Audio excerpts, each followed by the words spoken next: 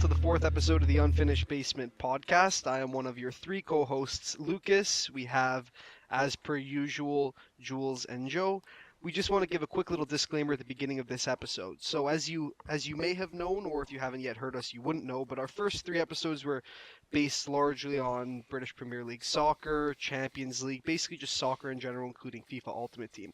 Now, we mentioned early on into the podcast in the first episode that we would eventually be changing our direction, changing it more to current affairs, video games, basically anything that interests us. Just we want to cover a wealth of topics so that we can gather the interest of anyone who listens. So this is our second inaugural episode, I guess we'll call it, because we have changed our direction starting today. Rebirth. The Rebirth, exactly. We're now Snoop Lions. Yeah, there we go. Snoop Lions and all the others who've changed their names, like Prince did it a few times. You know, he had a couple rebirths. Yeah, oh yeah, man. Prince had. I didn't know that. Yeah, What did he Kanye change did to? one. Princess? Oh yeah, Kanye had like 5. You know what? No, I not can 5. get all of Prince's names. I can gather. Well, before a you do list. that, Yes. let us cheers, because we just spent the last 6 hours Oh my. fiddling with our microphone settings just to end up back at square one. So cheers to that.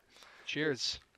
Hey man, we're back at it. You guys have no idea the issues we went through today. Previously, our episodes have not been tip-top quality in terms of sounds. We've had a little bit of cutting and stuff. Yep. So we tried to make makeshift noise gates, I guess, for each and every one of our mics. We went to Home Hardware and we bought a roll of foam, double-sided tape, and we asked one of the employees to give us any spare boxes that they had, just to make these little boxes lined with foam, Yep. so we could put them around our mics and see if we could not get any echo. And 6 hours of trial and error, fiddling with the settings in GarageBand, and we just ended up ditching one of the blue snowballs. So Yeah. Mhm. yeah, here we are. What a mess. Honestly, Absolute mess. But that's all right. Again, we're back on track now, and and that's that. So again, we hope that you guys enjoy the new direction. As per usual, we ask for any feedback and let us know if you like the way that we're taking it. So I guess I'll kick us off with the biggest thing I think that we've constantly been hearing. Everyone knows about it. For the most part, people are enraged. Chair girl. yeah, Oh, they should no. be enraged. Yeah. Fucking Nimrod. Yeah, that's just Oh, that's man. madness. So I'm sure that everyone already knows, but Everyone in Toronto knows. everyone in Toronto knows. Oh yeah, probably even a little bit outside of Toronto as well. Yeah, Canada probably. I'm not too sure about the States, but regardless, woman, 19 years old in the city, threw a chair from the 44th floor, I believe, down onto the Gardner. what would have been the Gardner, getting off at Lakeshore-ish, or Right. around Lakeshore. Right, which is a highway Um, for those who aren't yeah, from the area. It's like one of the busiest highways in the city, Yeah, if not the the 401 probably be the 401's the busiest. busiest in North America. But man, like that was like peak like traffic time. Yeah. There and was this bitch- there were a good amount of cars in the Like in it the video. didn't go right on the Gardner, but it was on the street below. It was probably like fuck, I don't know, Richmond. No, not Richmond. No, that's I don't that's even know, man. But deeper like in. I have no still, idea. it was on the. It ended up landing on the street below the Gardner. yeah. but it and was like windy closer, that day further too. south. Yeah. It was windy. That chair Like- took off. Yeah. The only possible explanation I can have for her doing that is that she was on some sort of drugs. hmm Because like, why would you do that?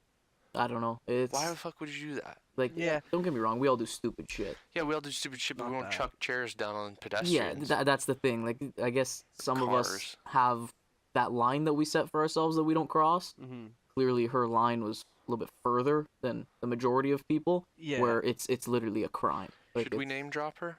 No. You know what? No. Nah, She's I all mean, over the news everyone already. knows. Yeah, if you guys That's want to know, you guys can look it up.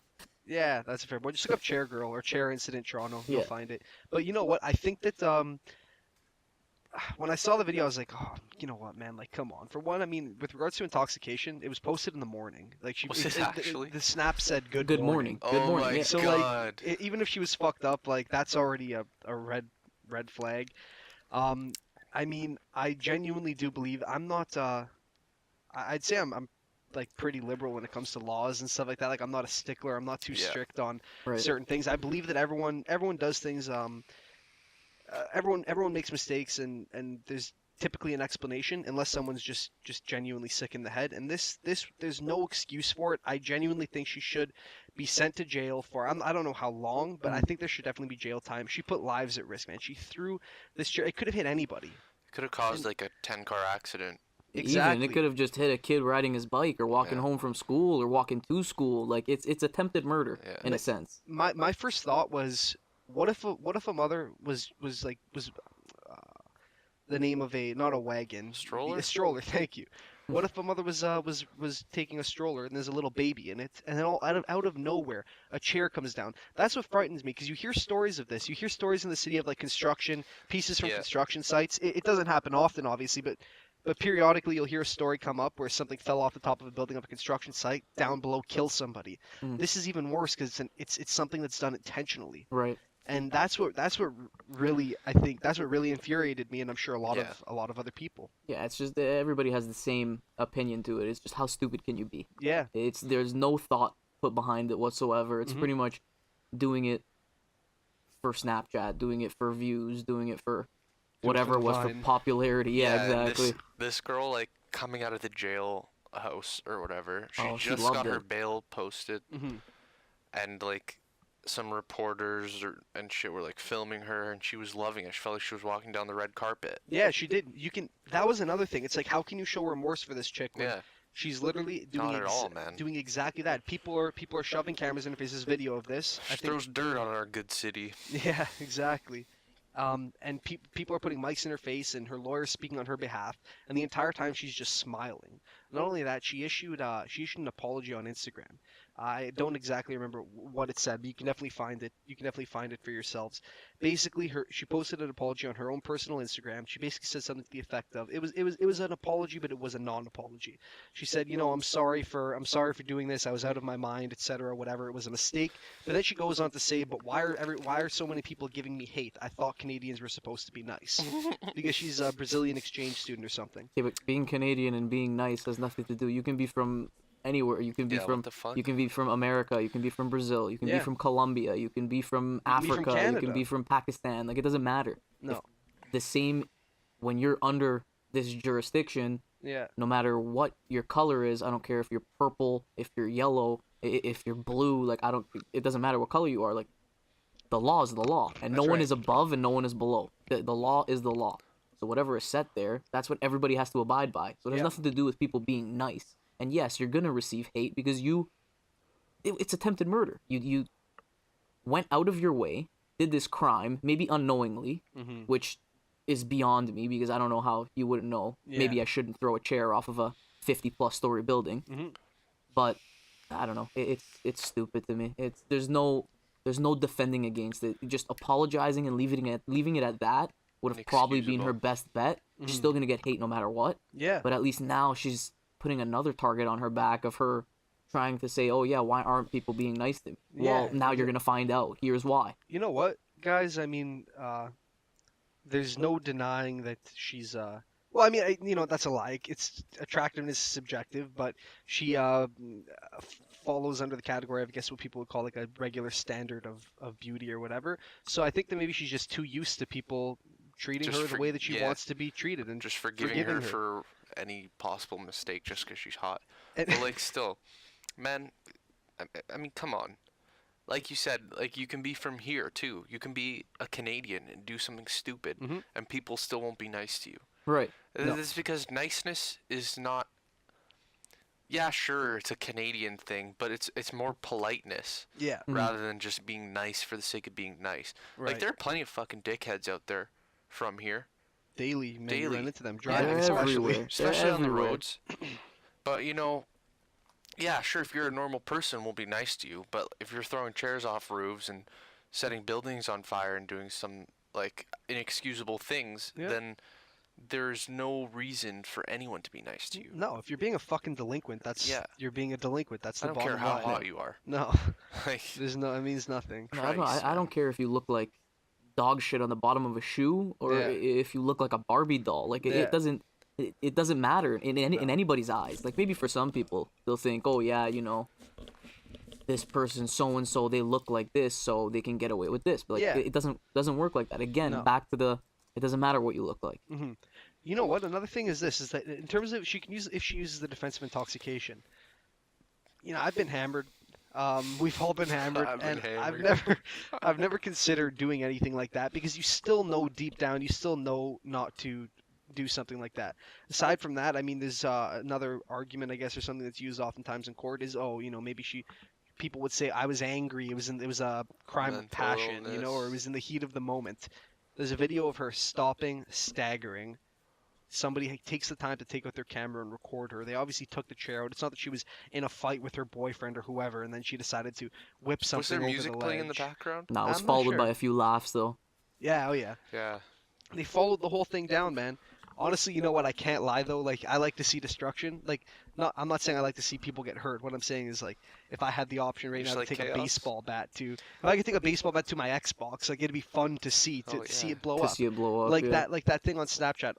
Those guys who like take an anvil and throw it from 100 feet up and Right. drop Or it. even You know what I'm the, talking about? Yeah. Dude, it's the hydraulic press the videos. hydraulic The hydraulic guy, press yeah, I videos, was yeah. gonna say People that. watch people watch other people squish things Yeah. just yeah. for fun. Yeah. No, and- it's the best, Those are man. Bluetooth And, like people enjoy seeing that kind of stuff, Yeah. but when Yeah, there's humor in harming it. others Humor. are involved, it's a completely different topic. Yeah. So yeah. this isn't necessarily like the whole destruction thing. Like, yeah, No, it's causing no. a little bit of chaos. It's haha, I'm a teenager. Watch me throw a chair off a building. But like, She's hardly a teenager though. Exactly, 19? I exactly. know, but I know what you're saying though. it's like we've all done stupid stuff. But again, you have to set your bar We've done somewhere, plenty and of that's stupid crossing, and things. Oh, yeah. that's going above and beyond. Yeah. No, I'm way farther than anything needs to be taken. Like, why couldn't she just run around that place? Because it was an Airbnb, correct? Yeah. Yeah. Why that's couldn't what- she just that's run what we around think. that place and knock on people's doors and run away? Yeah, exactly. Or fucking break something inside the Airbnb, man. Like if you're gonna do that, if you really want to break something, smash the fucking chair against the floor inside of your Airbnb. Don't Just throw it over you're the gonna get ledge. charged for it anyways. But regardless, and you won't be charged criminally for that. You'll just be Right, charged you'll have whatever to pay for the Airbnb chair. charges you, right? So that's not that serious. But I mean, doing something as stupid as that and then just showing no remorse is what really upsets me, and what's upsetting most, I think. And I think that if people haven't yet seen that apology on Instagram, that fake apology on Instagram or whatever it is, I think that you should see it because it just proves that there's nothing to be forgiven. Yeah. no, yeah, definitely. If there's one thing I'm glad about in this whole situation is the fact that the police were able to find her Yeah. and try and punish her accordingly. Right. Because like something like that can't go unchecked, you know? No, it doesn't, because it sets an example. Yeah. It does, and It if says that you can do whatever you want. This isn't the Wild Wild West. Mm-hmm. Can't just do whatever you want. no, No. Even though this is like a very liberal city, people do whatever they want, but like under a certain threshold. right? Yeah, people don't put people at risk. Yeah. No, that's exactly why we have laws in place. That's Yeah. exactly why we have people enforcing those laws, Mhm. is to make sure that no one exceeds that, and that's why some areas are safe and some aren't. It's because, well, maybe some areas have a little more of a rebellion, Yeah. and stupid stuff like this happens. Mhm. But again, depending on the person, a lot of people have the common sense and common knowledge to know what's right and what's wrong, Yeah. and are able to even make decisions morally, whether they're going by a law or they're just going by, do I think this is right? Exactly. Yeah. That's the thing. That everyone has a moral compass, and this just falls way on the wrong end of that compass, no matter who you are, I think. And honestly, the only thing I can think of that's comparable to this is when you're like 10 years old and you're on vacation with your parents and you're staying wherever it is, and you take a pack of ketchup and throw it off the 4-story motel or like the 4th floor of the hotel or whatever that you're Mhm. in, just because it's fun to see the ketchup explode on the bottom. But Right. for one, you always make sure that no one's beneath, obviously, if you've ever done it. And two, when you do throw, well, that's all. You just make sure that no one's beneath you. This was a completely blind chuck with just no regard for what was beneath. And according to the video, you couldn't even see the sidewalk, which is where it ended up landing, was on the sidewalk. Thank God. So you can't even see where it landed, which just shows you like just how absurd that was, because it was a completely blind chuck. What I think happened there, what really starts to piss me off, I get more and more heated the more we talk about it, because it almost seems like something that it's like out of sight, out of mind, I think was basically what she was thinking. She thought that, or it seems as though she thought there couldn't be any consequences because once it was over, oh, how can it be tracked back to me? I didn't do this. Yeah. You know what? Fortunately for us, unfortunately for her, there was a video released. Um, Of I someone mean- else, like filming her throwing it. that's what it was. Somebody recorded Yeah, her it was on throwing somebody's over. Snapchat. No, I Someone, know that, but like, was there like a A bystander third party. or something? No, there was no. They were able to figure out that it was at X floor, and at X apartment. It was revealed Well, yeah, because because- of the Airbnb. They found her. Oh, and then it was revealed an her Airbnb, Yeah, they okay. traced it Yeah, back okay. through all that stuff.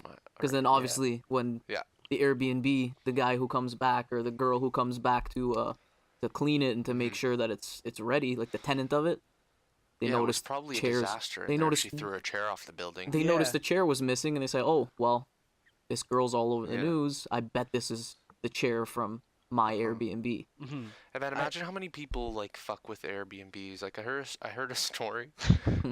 Dude, I heard a story that someone rented an Airbnb and hosted a party, and basically some girl ended up staying the night over there, and her and some other guy were getting involved and getting heated up in the bedroom, and she ended up pissing in the bed.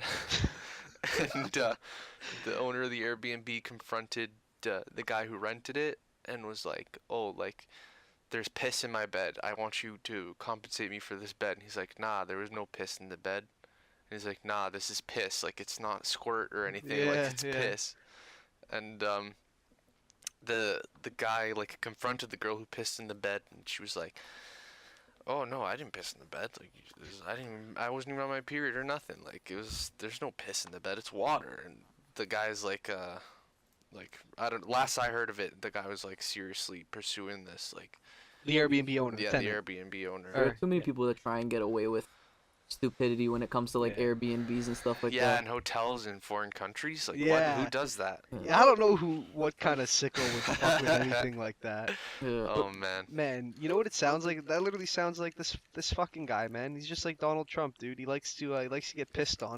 Well, I mean, according to the what I think was disproved, I believe, last year, where Donald Trump had that chick into the hotel with him, and they bugged it, and he got her to piss on. He got her to piss on him, stuff like Maybe that. that's you why guys he's are, so yellow. Or orange. yeah, there we go. Yeah, that could be it, man. But Just covered in urine.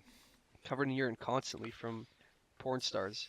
So I mean, I hope that this guy wins, just because it's not all right. It's not all right to rent Airbnbs/hotels Yeah. and piss all over the place. Nor is it all right to throw toilet paper in the bathtub and break glass all over a Yeah, we bedroom. didn't do But that. but Yeah, listen, no. if you're gonna do something like that, you gotta like if you have to pay the fee, you pay the fee, Yeah. Oh yeah. right? know- That's owning up to it. Mm. Yeah. So that's one end of the If spectrum. you The get other banned from the hotel, you get banned from the hotel. that's Yeah, it. there's The other nothing end you of the can do. spectrum is doing something and then just not saying it was you, even though they know it was you. Like it's a completely different ball game. Yeah. So Yeah, at like least if the you- people who own up to it and pay the fee that they have to pay hmm or something along those lines, Yeah. at least they have morals. Yeah. Well, I mean, especially Not if even they're- morals. They're just being held accountable for their actions. Right. Yeah, know? see, that's the bottom line. As long as you exactly what you said, Joe. Actually, you just said, you pay for it, you do the crime, what's the crime? You do the crime, you do the You time. do the time. Yeah. So that's basically it, like you commit the crime, and as long as you're held accountable for it, then I mean that's a lesson for you, and it's good for whoever you committed the crime against. Like, for example, throwing this chair over, or whatever other weird escapades. That's the word, escapades. You may find yourself in. As long as you pay for it, then I mean, you learned a lesson, and the owner wasn't harmed ultimately, right? And that's what's important, I think. So it's definitely good that they caught her. Yeah. Still very. I can't believe that happened. But No, it still blows my mind. what do you guys think of anti-vaxxers? Oh, my Christ. god! Wow, what a Great segue. Gotta do it hard and clean, you know. Yeah, you know what? Anti-vaccination is some of the most absurd things I've ever heard. I mean, I'm not even sure entirely what the argument against vaccinations are. I know that there's that whole, maybe you'd be able to confirm this for me, but I know there's a whole thing, oh, vaccinations give you autism. That's what Mhm. anti-vaxxers say. Is that what anti-vaxxers are still saying today? Like, is that still their Well, go-to? Apparently, they did a. Anti-vaxxers had paid scientists. Mhm. Don't quote me on this because I don't falsify know where I test read results. this. I think I read it on Reddit, Mhm. and they paid this group to do a study on how these vaccinations are causing autism. Well, it turns out they funded a study that proved them wrong, and Right. it proved to them that it did not cause Yeah. autism, and yeah, so they paid for all of that just to get their own They're thoughts proved wrong. shoved in their face. You Dude, know what? I think I may have read something similar to that. It might even be the same story. I think that maybe what they did was they paid uh like a group to follow through with the research. They thought they were paying some sort of neutral party or another anti-vaxxer party, but Right. it may have been a pro-vaccination party kind of disguising themselves. So ultimately, they not only did they prove them wrong, but they also came out saying, "Ha, we're going to spread this to everybody because we're actually pro-vaccination." Right. So I think they kind of screwed themselves doubly there. well, man, like, according to the World Health Organization, like, vaccination is one of the most cost-effective ways to prevent diseases, and Mhm. it prevents 2 to 3 million deaths a year. And if everyone across the world decided to improve on this vaccination trend, it would further prevent another 1.5 million deaths. Wow. So there are that many people dying of potentially Yeah, well, yeah, of course. preventable disease. Preventable Oh, for diseases sure. like meningitis and HPV and all this Wow. other shit, man. You know what? I mean, I think you just have to look at history, man. Yeah. People were dropping by the tens of millions due to plague. You That's know what? where the term "bless you" Yeah. came from. When people sneeze, Oh. back in I'm not sure when it was. Yeah. It was a very long time ago, before vaccinations and medication. Yeah, that came When from the someone would plague. sneeze, Yeah. they would say "bless you" because they would start digging their grave, and the priest would be the one saying, "Well, bless you, you're gonna die now," Yeah, because because they're ill. wow. See, and look how far we've come Yeah. in terms of medicine and vaccination to the point where if you got sick, you were basically going to die, or especially if you got sick at a time where plague was high, Mhm. right? It was most likely that that's what you had. It was most likely that you weren't going to make it to see the next year, Mhm. right? Even the next week, depending on how severe. Mhm. But and people are still fucking denying this. Yeah, Man. and I read on CNN that like historically libertarians supported anti-vaxxers because apparently it limits personal freedoms for Right. you to be mandatory, like for you to undergo mandatory vaccination. Yep. And like, yeah, sure, it limits your personal freedom of choice, but Mhm. like ultimately, wouldn't that just end you if you were to potentially Right. catch a disease? See, Like, I don't know, man. That's know- a slippery thing. here's the big thing about libertarians. It's that oftentimes libertarians would argue that all drugs should be legal because any they're not that's not saying that they support drugs. Like let's say Yeah. They support meth. choice. They're They just support the pro-choice. choice. Exactly. So if you're smart enough, you won't go and do meth and you'll make sure that you kind of veer away from Yeah. that. But nobody should be telling you that you can't do meth because you are a grown man or woman. Yeah, and on Who the same can side make of that that decision. coin, nobody should be telling you that you should take something or you Right, should that you do have a to be vaccine. vaccinated. So that's like someone telling me that no one can stop you from cooking meth. Mhm. Now I make a living off of cooking meth, Right, but it can which is still still a be crime. and that's the thing. Libertarians still have laws. Like it's not to say that that would be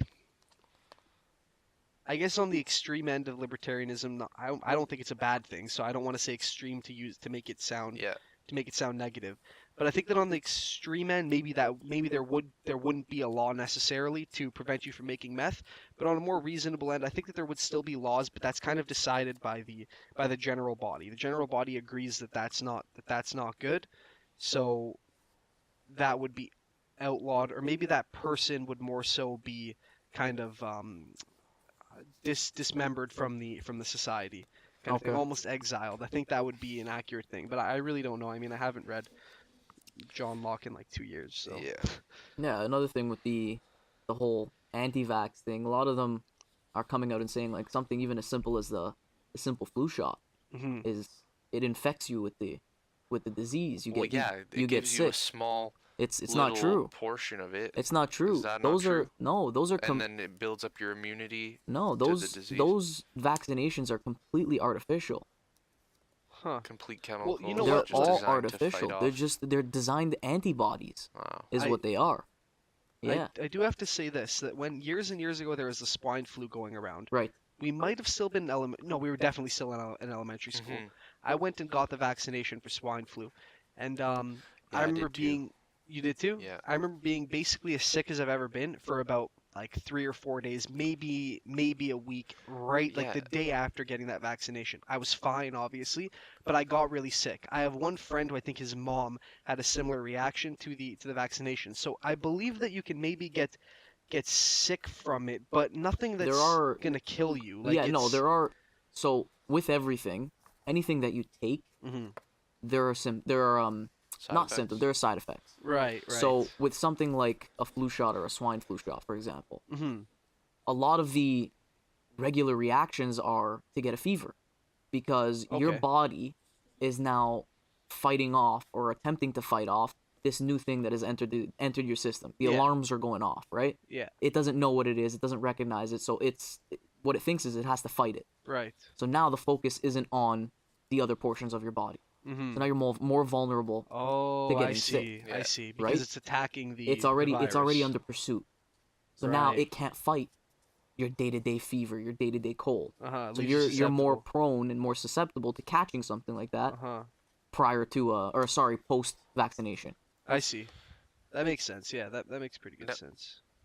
Like, what's going on in the Netherlands right now is that since 2015, 41 teenagers have died of meningitis Mhm.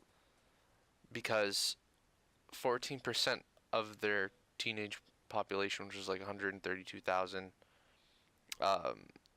failed to show up for mandatory vaccinations. Sorry, repeat that number just before mandatory vaccinations. 14% of 132,000 Got it. teenagers. Wow. Yeah. So what? That's roughly It's more than- 15K, Yeah, around there probably. more yeah. or less. Yeah. And 41 have died since 2015. Oh my. So like lives are at stake. And Like, died. lives Sorry, are died actually at stake of meningitis. Yeah. Okay. Like lives are at stake. Like Mhm. why aren't people just saying, "Listen, like we got to fucking," and like especially with like the fact that antibiotics are now building up resistance.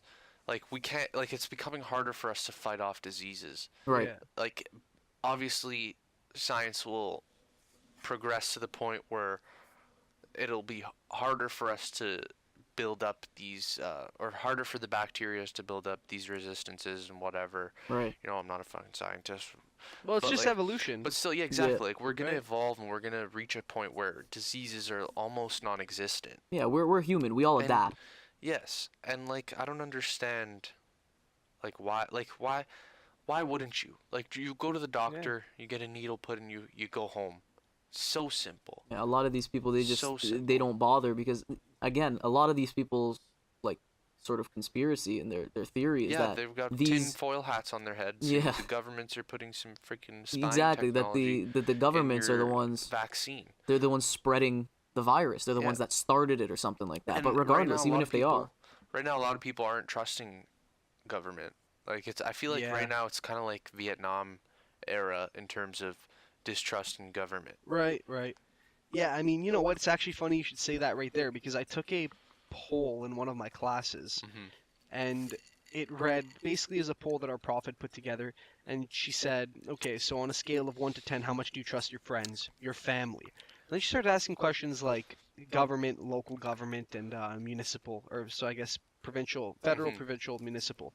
And the thing is, man, is that so many people had put such little trust on their poll for government at any of the three levels. And I understand why Yeah, of somebody course. may say, like, again, on the scale of 1 to 10, I'm talking the majority of class was putting between 1 and 4, maybe 1 and 3. oh wow, And I understand, you know what, but at the same time, it just seems like it's almost more of just something where they're trying to make a statement or trying to Create a rebellion. Yeah. create that rebellion. Just to like, Yeah. be like perverse, just Exactly. for like the hell of it. yeah, and because maybe in their Contrary. head they think something, they think certain things are because of the government. But you know what? Us living in Canada, or even for the sake of argument for the United States, we're living in a democratic country. I mean, people are obviously probably going to, if for our listeners, you may shit on that notion that we live in a democracy. But we're living in a country where literacy rates are high. Our health, the rate of health and life expectancy is relatively high compared to the entire world. We Mhm. have so many liberties. We have so many good things in North America, and even of course many European countries. And it's like, yeah, you know what? Maybe you don't trust the government on certain things, but fine, go live in Venezuela if you'd like, and Mhm. see what happens. You know, Yeah, and like, oftentimes those people, they're like way too comfortable where they're at, yeah, and they don't have the balls to go put themselves in a situation that's much worse than currently where they're at. and they'll Yeah. still just shit on their And current yeah, situation. exactly. Right. We're in the day and age right now of movements. Yeah, So somebody doesn't agree on something, they start a movement yeah, over yeah. it, right? And if you're gonna do that, more power to you. If you're fighting something that's real, Hmm. you do you. You By know all what? means, whether I'm a supporter or I'm against it or I'm neutral, Hmm. you do you. Everybody has free will.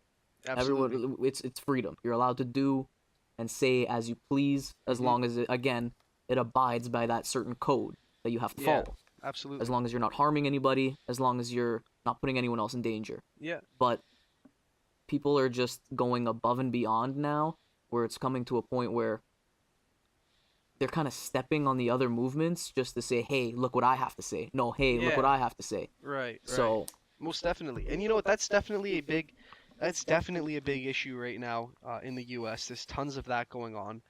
Um, there's tons of that happening, and I think the issue is that identity politics, while there's always kind of been identity politics around and it's always existed, I think that it's kind of exploding right now, and Yeah. mhm, that definitely has to do with the fact that everyone can so easily congregate over the internet Yeah. with one another, And man, right? it's like Jordan Peterson would say that there's a certain tribalism to it. Yeah, And absolutely. like I think it's not like it's never been more apparent than Hmm. right now. Yeah. Like everyone has the need to align themselves in a certain way mhm, with other people, whether it's at odds with others or not. Hmm. And I really think it's kind of damaging right now. Like, Absolutely.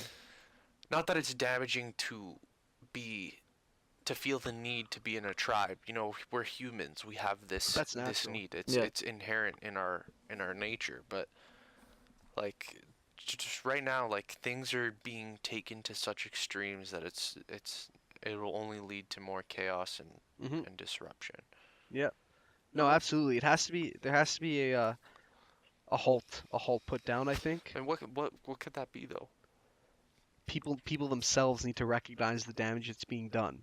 That's the only way. mhm, Yeah. You can't there's nothing the government can physically impose to stop groups from yeah, congregating. because they'll just look like a I threat. think that, yeah, no, Yeah. exactly. There's nothing they can physically do or even do on paper. I think that you just have to people have to come to the realization that, I mean, the more this continues, and this goes for the left and the right, like this argument of identity politics. I think that the reason that Donald Trump won the election, which supposedly so many people are pissed off about in the U.S., which, well, not supposedly, it's evident. With that said, I mean, he won the election, so you can't really argue that more people are pissed off than happy Hmm. because Yeah, he was democratically elected. But the issue is that I think that what drove Trump to victory is the fact that so many people were just tired of the status quo for one, and two, this all these pushes that the left are making. I think that people, I see the left as if they're some sort of defined body, Yeah. but I mean, I think that a lot of people were kind of, the way it looked is that everyone was playing identity politics. You're either on one side or the other side. There wasn't really people. I'm sure there were people in between, but you're either on this side or that side, and that's what potentially drove Trump to winning the election. Because, I mean, maybe arguments could be made that the left aren't exactly sending forward their best message or their best messengers on the forefront of things, right? Which can be seen on YouTube videos where, I don't know, you always see these YouTube stupid YouTube videos, videos where tweets, tweets, everything, yeah. man. People are attacking the left right now, and you know that I think that attack is warranted because there are certainly some outrageous things coming out of the left. Yep. And right now, man, before maybe like 2 years ago, I would have like identified as a staunch liberal. Hmm. Oh, I've done the same. Yeah, and I know I have. Yeah. But like now I'm more like central, you know. Yeah. And Yeah. like I do agree with some liberal things, but some conservative things just make sense. Hmm. And like in terms of like financial things, Most like definitely. That's economic where it makes the things. most sense. But like, dude, I don't know, man. Like they need to stop being so aggressive, I think. Like The you, left. yes, Yeah. yes. Like have your opinions, but don't go imposing them on other people. Exactly. And uh, like I don't even know, like not even criticizing. It's more than criticizing. It's Dude. like shunning them for Yeah. Right. not immediately accepting their rhetoric. Yeah. For having different Yeah. beliefs. Mhm. And you know what, man? Like the thing is that if you take it back like 40 years, it was basically like a socially unacceptable thing to ask someone what their political affiliation was. Right. You know? So now everyone is out and out saying who they're voting Wearing for, why shirts they're with voting who for they're it. voting for. Yeah, Yeah, exactly. shirts There's for- the whole parades Yeah. and Yeah, all that like stuff. you know, like yeah, I voted Trudeau in 2015, I guess it was, maybe 16, hmm 15. The federal elections might be this year. Yeah, they are. Yeah. Yeah, I just saw on CP24 the current Conservative Party leader Andrew Scheer, is that his No, name? no, that might be. Oh, Shear. Yeah, yeah. Andrew I Scheer? was mixing it up for a second with Alan Shear, but that's because Mhm. his last name probably is Yeah. Shear. Andrew Scheer. Mhm. Scheer. Yeah, he's a conservative leader right now. Um, yeah, like now he's like his campaign is really like kicking it into gear. I think Mhm. the federal election is this year. Canada federal election. You know what? 20. While you're looking into that, Yeah, just it's to Monday, October 21st. wow, so we're Oh, getting okay, close. we are getting Yeah. close. And it's important that we all educate ourselves because Well, yeah, I the mean, you people who can't make a don't blind educate vote. themselves, they're the first people to complain, right? But see, that's the issue with this game, with this idea of identity politics. Again, on the left and the right, people aren't really necessarily educating themselves as well as they should be, and they're just voting and they're just voting on either for whoever party because they well, it could be something they thought when they were young, or because they like the face of whoever, because they like that Trudeau put in 50% of his cabinet women, 50% of the cabinet men. Yeah, sure, that's a great thing, but it's not necessarily something he should get a vote off of. And I'm not saying that he shouldn't get a vote. I'm Yeah. saying that it's important that you educate yourself one way or the other. Right. Actually, you should educate yourself both ways, so that if you're on the right, hell, if you're a conservative, maybe you'll vote liberal, but only based on the policies, nothing else. Right? Yeah. It shouldn't be because you favor this side or you favor that side. Historically, your choices have to be made upon what's best. Now, I just really want to touch on anti-vax one more time because the Grand Theft Auto bit, which we've discussed countless times, where it's on the talk radio radio talk show? radio show no, Blaine County County Talk Radio, and they have this Yeah. talk show on called Bless Your Heart, and Bless your heart, Bob June. That's so funny. and they have a woman on there, and she's supposed to be like the main talk show host, and they're describing anti-vaccination with someone who's running for governor, I believe. So it's her, the host, talking to someone who's supposedly running for governor inside the video game world, and they're talking about anti-vax, and it's the Blaine County Radio is supposed to be a really far right radio station. They like their Fifth Amendment for guns. I think that's the Fifth Amendment. Yeah. They like so. they like their guns and whatever else conservative Americans like. We're Canadians, so I mean, but one of their arguments is that they're hardcore anti-vaxxers, and she says something to the effect of, she named a chicken pot pie after her son because when he was on, or because for his last meal he requested that she make him chicken pot pie, and that was just before he died of the polio. Is the joke? Is the joke in the game, and it's Man. just Grand Theft Auto is a brilliant piece of satire. yeah. So good. You know what, Juice? I think that you should touch on that, considering your research on it and your Yeah. well, you know Well, it what, wasn't really your kick-ass research. paper on it is Yeah. what I'll say. Man, that was a pretty kick-ass paper. Mm.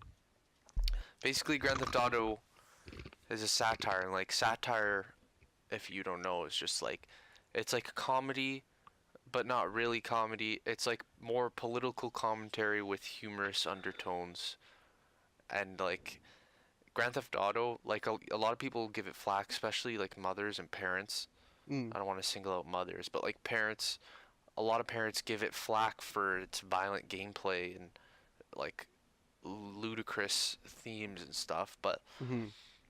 like if there's a reason it's for mature audiences is because young kids can't understand the underlying messages of the game. It's a commentary. It's a It's political and commentary. yes, of course it is.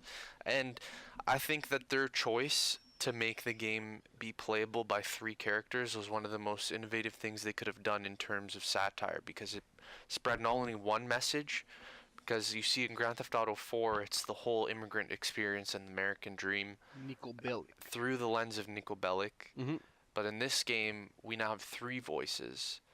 One of Michael, the man who is embedded in Hollywood culture, Mm-hmm. white America, Yeah. and Rich. all rich white America. That man is embedded in it, and he is a depressed. Like he's got a whole whack of issues. His life isn't perfect, and there's a whole thing in that. And then there's Franklin, who comes from Compton. Mm-hmm. He's a black man living in Los Angeles. He experiences racism, all Yep. kinds of things. And then Franklin, And on the then other hand. Oh, sorry. Trevor, Trevor. Yeah. I said Trevor, Franklin.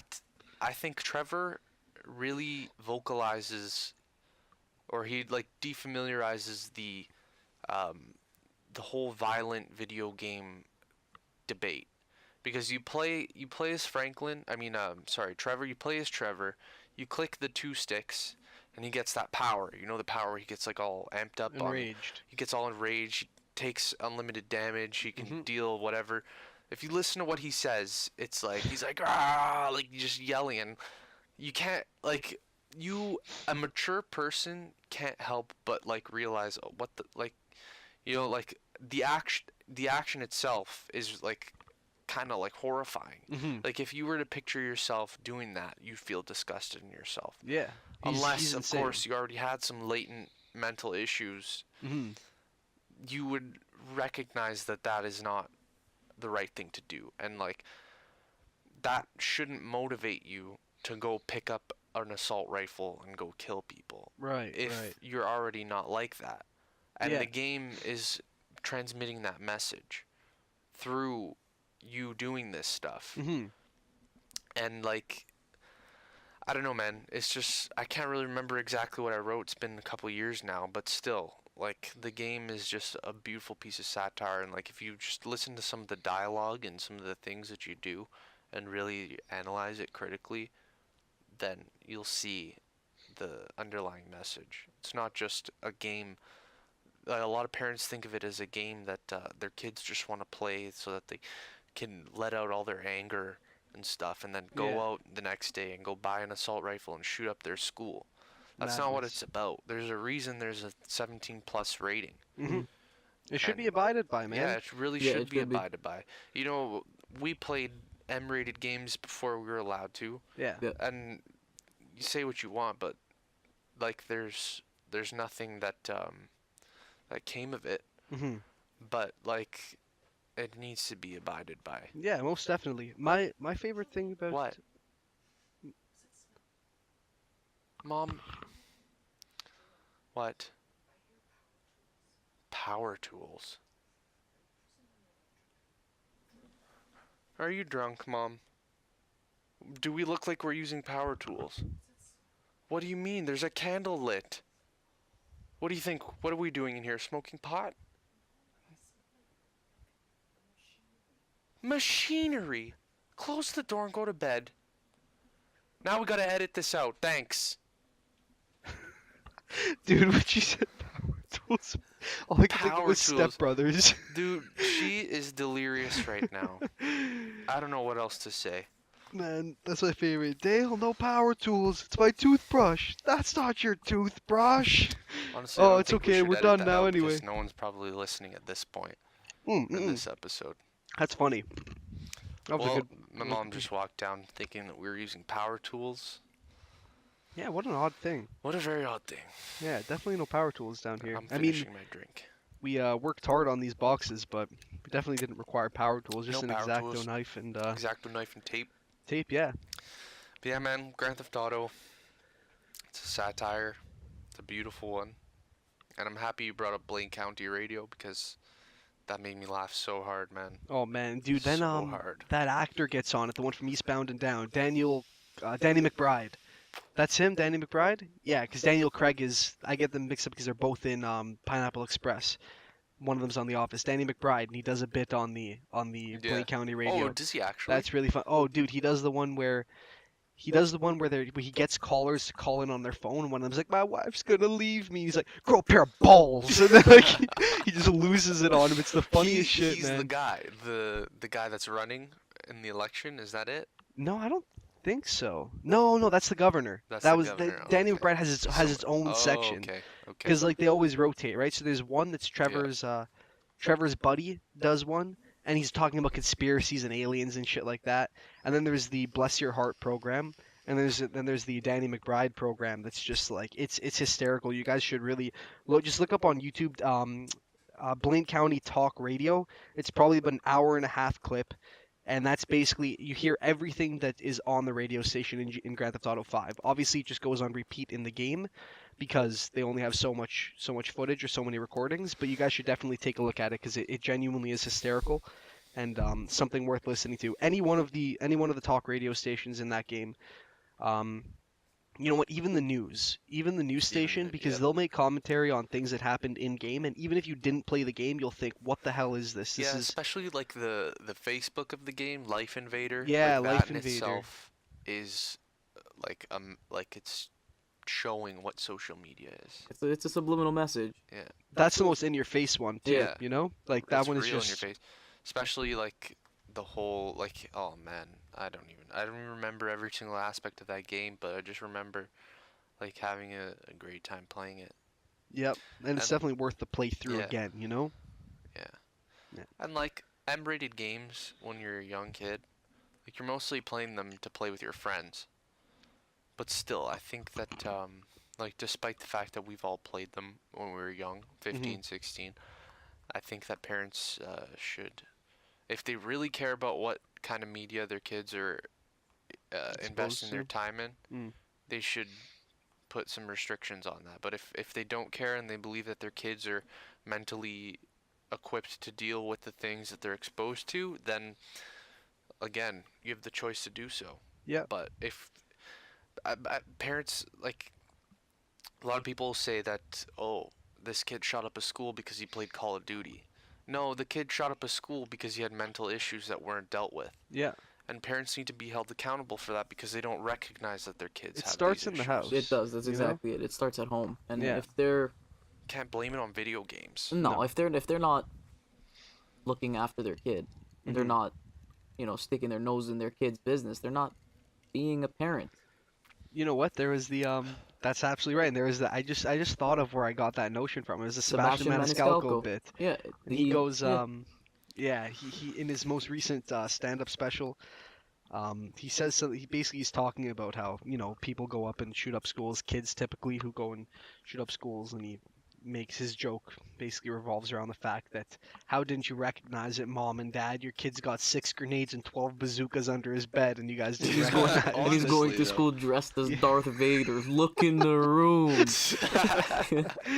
Yeah, that was a good special, Yeah, man. but honest to God, he even says he says how his mom lived in his room. I think majority of people that were born within the 90s and below. Yeah. My mom was in my room every day. All the time. Yeah, Mama. going through shit, just like She even used just to there to follow help me. clean or something. She Like, just used to follow me, and it was completely normal because everyone else's mom did it too. That was the norm yeah, no, at that exactly. time. And right now, everybody thinks that independence is key. Mm. If you provide your kid with this independence, they're gonna excel and they're gonna grow at a better pace. Yeah, than at a these rate other, better than others. But that's not how it works because now they have this. I don't know. They have this thought in their mind that hey, look at all the stuff I can pull off. Mm, I've done this in the past. No one said a thing. yeah. So I wonder how far I can push it. You know what, man? I think that like the fact that kids have cell phones and stuff like that now is really accelerating that right there Yeah. because they are unmonitored. My sister, for example, 12 years old, man, she's had a cell phone probably for about well, less than a year because I think she got it on her last birthday. But regardless, she's had a cell phone for less than a year, and it genuinely freaks me out because she's constantly in contact with her friends, and it's secretive. You know, like when Mhm. you're a kid, you're talking to, like you two obviously were like grew up together, right? You guys were talking in your house or something, and your parents are around. Like they'll be able to kind of chime in and hear what you guys are talking about, or you're more likely to blow it if you have to like kind of sneak away to do something sneaky with your buddy. But now you can do it right. Like now you can I remember an do. instance, Oh yeah. dude. Juice and I were in grade 9, Mm. and I used to get dropped off at his house every single morning, and then we used to walk to school together. So we had English together, and one day, first time I've ever skipped class, Mm. we skipped the English class. Next morning, I'm getting ready for school, and he decides to call my house phone. Okay. So I'm on the phone with him. I'm like, "What's up, man?" I'm like, "I'm on my way to your house." He's like, "Man, did you get that? Did you get the phone Oh call? shit! Did Tell you me your mom was on the other line. did you get the phone call?" I was like, "What phone call?" He's like, "Man, I got a phone call about us skipping class yesterday." And my mom was on the phone. No, she picked up She like. was on the phone. She picked up and she was on the Shit. phone. Oh. You didn't tell me fuck, about this? man. Dude, I was traumatized. You got Fuck. fucked, man. I was traumatized. And that's just another example of, dude, when we were kids, our parents were all in our business. I Yeah. was halfway an adult and they were Yeah. in my business. Yeah. Exactly, man. know what I mean? Fuck, So no it kidding, doesn't dude. make- 14 years old at that point. I had mean- I had a cell phone at that point, Yeah. but it didn't change the fact that they wanted to know everything about me. Yeah. And that's the difference. It's Like- these parents think that they, by asking their kids and their kids are just kind of shunning them away, Yeah. like that's the parents. Oh, you know what? Dude. They need space. Like no. There's nothing like more.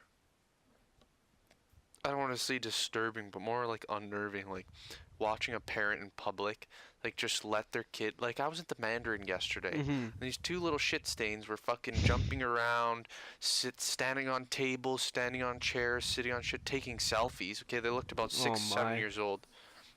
They were doing all this shit. The waitress Yeah. had to, not even the parents, the waitress had to ask them to please stop what they're doing. Oh my god, man. Like, what is that, man? Yeah, dude. Like, you know, independence, I'm all for it, you Mhm. know? You grow as an independent person. Independence and But- ignorance are two different things. Exactly. That's the problem. And, like, parents need to be, like, more conscious of the way that they mold their Their children, kids, Right. yeah. their persons, because that's what they end up becoming. You know, if you look on your phone, you slouch over and look at what your fucking high school classmate from 25 years ago is posting on Instagram while your child is over there pouring salt into other people's drinks, Yeah, yeah. fucking causing a ruckus. Yeah, being a then nuisance. Yeah, like your child's gonna end up being a fucking delinquent. Yeah, that's Yeah, another for thing. sure. Like understand you have a know, responsibility. I'm not a parent. I don't have the right to. I don't guess I guess I don't have the right to say this is how you should raise your children. Uh-huh. But like, just be mindful of what you're doing. And you know? the thing is that yeah, we most definitely don't have the right to kind of judge or to make that call because none Right. of us have kids. But the thing is that none of us were raised like that, for Exactly. example. Exactly. You know, we so were we're all already, kids at one point. exactly. Even our so parents, we're right? already yeah, that's right, exactly. And we're already following like we can already kind of flash back or recall that oh shit, I definitely wouldn't have gotten away with something like that when I was young. And because there was not to say that parents are less strict now or more strict then, which it could very well be the case, but I don't want to make that just that generalization. But it's definitely things I think are definitely different, definitely changed, Mhm. and it likely has to do with the fact that kids can just simply probably get away with more because of their access to anything at any time. You know, like for example, um, by the time we were like old enough to by the time we hit puberty and we were old enough to start doing naughty things, sure, we already had access to the internet, for example, you know? But I still remember, like, sneaking magazines and stuff like that so that I can do the dirty, you know? Whereas now, for example, it's so easily It's accessible, easier but it's than not ever. only something like porn, which is obviously what I'm just brought up. It's not only something like that, it's absolutely anything the kids want to get their hands on. Whether it's They get violence, so much whether more- it's anything. anything you can think of is accessible. The internet is so powerful. Uh-huh. If they want to listen to this podcast, they can listen to this They podcast. can listen to it If they want like to go a that. complete different extreme and they want to watch someone get beheaded. Yeah. You have the power at your fingertips. Yeah. And that's the problem. And it's a lot of these parents are shutting up their kids in a sense and just saying, here, take the phone. Yeah. Here, take the iPad. Eat so dinner you stop with whining. while you watch YouTube videos. Eat And dinner and do now they're this. lacking these social skills. They're lacking these social cues. Mm-hmm. Because what? Because they're buried in this virtual world Yeah. that, not to say we didn't have, but it wasn't as developed. And it took honestly, we didn't have it like growing up to like 7 years old. We didn't have it. 8 years old. Well, that was 2006 by then, right? 2004. We were 8. Were we? Yeah, 96 plus Yeah. 4 plus another 4. 2004 we were 8. We still didn't have it. 2006, sure, like an iPhone was probably out around that time, but it wasn't like not everyone had I one. didn't- Not even I didn't close. get a no. cell phone until we were in grade 8. We were Yeah.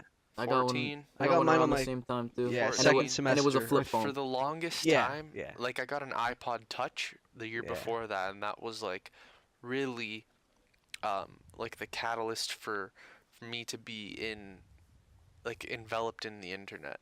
Yeah. And like I had a computer at home, but it was the family computer. It was like Same. there was a user for everyone in the house, Mhm. and everyone would share the computer if you needed to use it. But Yeah. it wasn't like I have a laptop now, I have a phone now, I have my console now, I have my TV. My TV now, Does I can go on everything. the internet. Yep. I can Dude. send emails from my TV if I wanted to. Man, That's absurd. 20 years ago, people would laugh at you if you said that. You Mhm. could send emails from your TV. my They would emails, say really? what's Yeah, an man, email? I guess you log could onto if you have Gmail. access, yeah. They You would could say log what's on an to email? Gmail. What's an email? Yeah. Yeah. But yo, like my sister, man, she's probably had an iPad since she was like probably 9 years old. It was an iPad mini. Yeah. And just exactly what you said right there, the family computer as an example. Not only did you have to kind of, if your dad was on it, your mom was on it, your sister, whatever, was on it, you wouldn't be able to hop on. Not only that, you were sitting down in the computer room or maybe your living room, wherever your computer was, basement, whatever, and you were kind of monitored. Like if your mom Oh, or dad yeah, walked man. Oh, downstairs, yeah. they'd see everything. They can see the search history. But now it's like if I was 8 years old right now, I can do whatever I want. Not to say that I would like do anything wrong or anything, but just hypothetically, I can do anything that I wanted while hidden in my bed on my iPad or even on a laptop, man. Exactly. Like on a fully powerful computer, you know? Well, even outside in the outside Mhm. world, dude, data plans are a thing. Yeah. And by getting these kids and stuff like that, these active phones with these data plans, the possibilities are endless on the go while they're not being monitored. Mhm. And yes, I'm sure some people could argue, oh, I can see throughout the bill and stuff like that, what Yeah. they're searching and whatnot. I But don't they even know if can't. that's true. No, they can't. I think that maybe you could probably do like an investigation if you called up Bell, for example, or something. They might be able to track back what you were doing research for, but I would not be surprised at all if you actually had to get some sort of warrant to do that Right. because that would require Bell to dig into personal data and stuff. Like I've never heard of that before except for actual crime cases. Right. Right? Where they'd be like, "Oh yeah, he was researching an AK-47 3 months before he killed this person allegedly killed this person with an AK." You know? Right. Like, Well, listen to this, man. Like, it was like Christmas, not this year, like last year, like Christmas or Easter or something.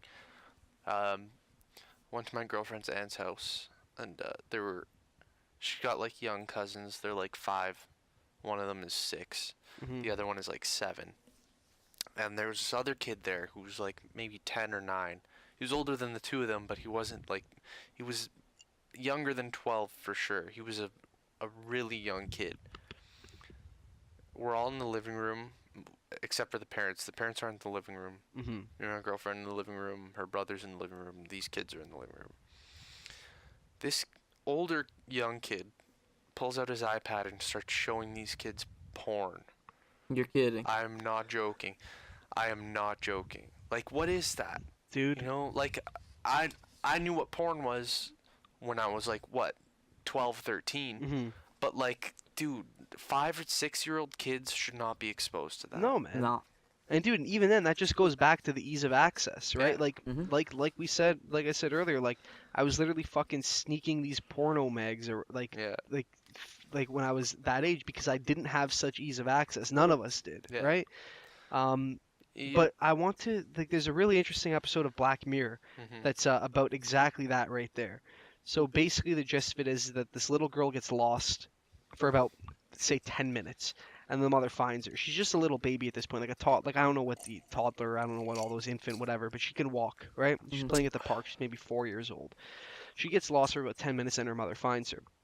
Black Mirror is all about technology, the potential of future technology, and what it can do, the harms of it. Some episodes show the benefit of it, but anyway, in this particular episode, what happens is the mother gets installed into her baby, basically like this Oh little yeah, I watched piece of that one. tech. You Yeah, saw this yeah. one. It's a little That was piece of disturbing. Did I you- haven't seen it. No. it's a little piece of tech where the mother can see It's like a exactly where the baby daughter monitor is for life. for pretty life, much. exactly. Oh, Yeah. okay. Because the mother can see exactly where she is. She can check all her vital signs. She can check to see if she did any drugs. Not only that, but she can see through her kid's eyes. Oh, wow. Right? So what happens is in the episode is that there's some sort of filter on it that can, whenever her cortisone levels would rise, so whenever she started to experience stress, there'd be a filter on anything visual it would just basically blur out anything that could be causing her stress, right? So what happens is, for example, at one point in the episode, this little girl now, you saw her at 4 years old when it was first implemented, but now she's like 12, 13, and some kid in the playground shows her a showing video porn. of porn once, yeah, Mhm. and then another time, some kid being beat up, basically. But she couldn't see it because the filter would automatically block it out. The thing is that this little girl turned up. Basically, she was very emotionally disconnected because Mhm. she didn't know the difference between anything that would show her stress. She only saw the green side of things, right? Ah, okay. So it was just really interesting because yes, you should definitely not be exposed at 5 or 6 years old. That kid should have known. Should he have known better? You know, no, maybe he didn't know better, and that's definitely didn't know acceptable. better. That's definitely Eventually, acceptable. you're gonna be exposed to that kind of thing. Right. But like 5 or 6 is just way too young an Yeah. age to be thinking about that stuff, man. I mean, like, yeah, you could say a little. I know if I fucking did. I know when you're young as hell, you get erections. Yeah, you oh know, yeah, but that's just because you're a human. dude. But still, you know, at that age, you should be thinking about arranging the alphabets in a certain way to spell certain words, not about people banging each other. No, Mhm. no, man. Or No. even, no, definitely not people banging each other or like you being engaged in that because you don't even know what that is at that point. Yeah. But man, something funny about that. Not sure I ever told you guys this, but I guess everyone who's listens now today will hear. You guys remember the Amanda Bynes show? Yeah. So Of she was course. pretty attractive, right? Oh, Like, yeah. so Before she went crazy. yeah. Well, even then, anyway, look. And then you guys remember the show All That? Yep. Yeah, yeah. Okay, so at the end of every episode of All That, they had a performer, right? So like an artist singing or something. So I'll never forget when I was young. There were two things that I guess got me roused. There were two things that got me roused, and I didn't recognize until years and years later what had happened. You know, one of them was this one episode of the Amanda Bynes show, and one of them was the performer at the end of All That in this one episode. And years ago, I was like, oh my god, like I was sexually aroused by these Yeah. people that were on screen. But when I was fucking 7 years old or however old I was, You had no eating- idea what was going laying on. down on the floor with a bowl of ice cream in front of me, like I didn't fucking realize what it was. So it's just funny as hell, man, to think exactly like Yeah. you shouldn't be thinking about those things. You shouldn't be intentionally be exposed to them. It's just something that eventually happens, I guess, Yeah. right? And there's nothing you can do once it happens. You know, it happens. And No, then- Like that and- has to happen for you to grow as a person. Absolutely. It has to happen, or else you're gonna be some, I don't know.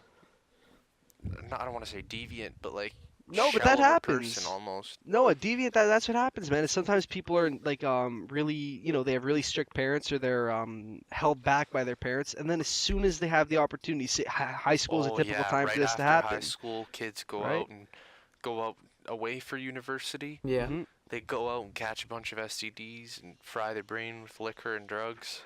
Yeah, man. You know what? I'm all for a little bit of liquor and a minute amount of drugs, but I mean, yeah, no, you definitely shouldn't be frying yourself with it. That's for sure.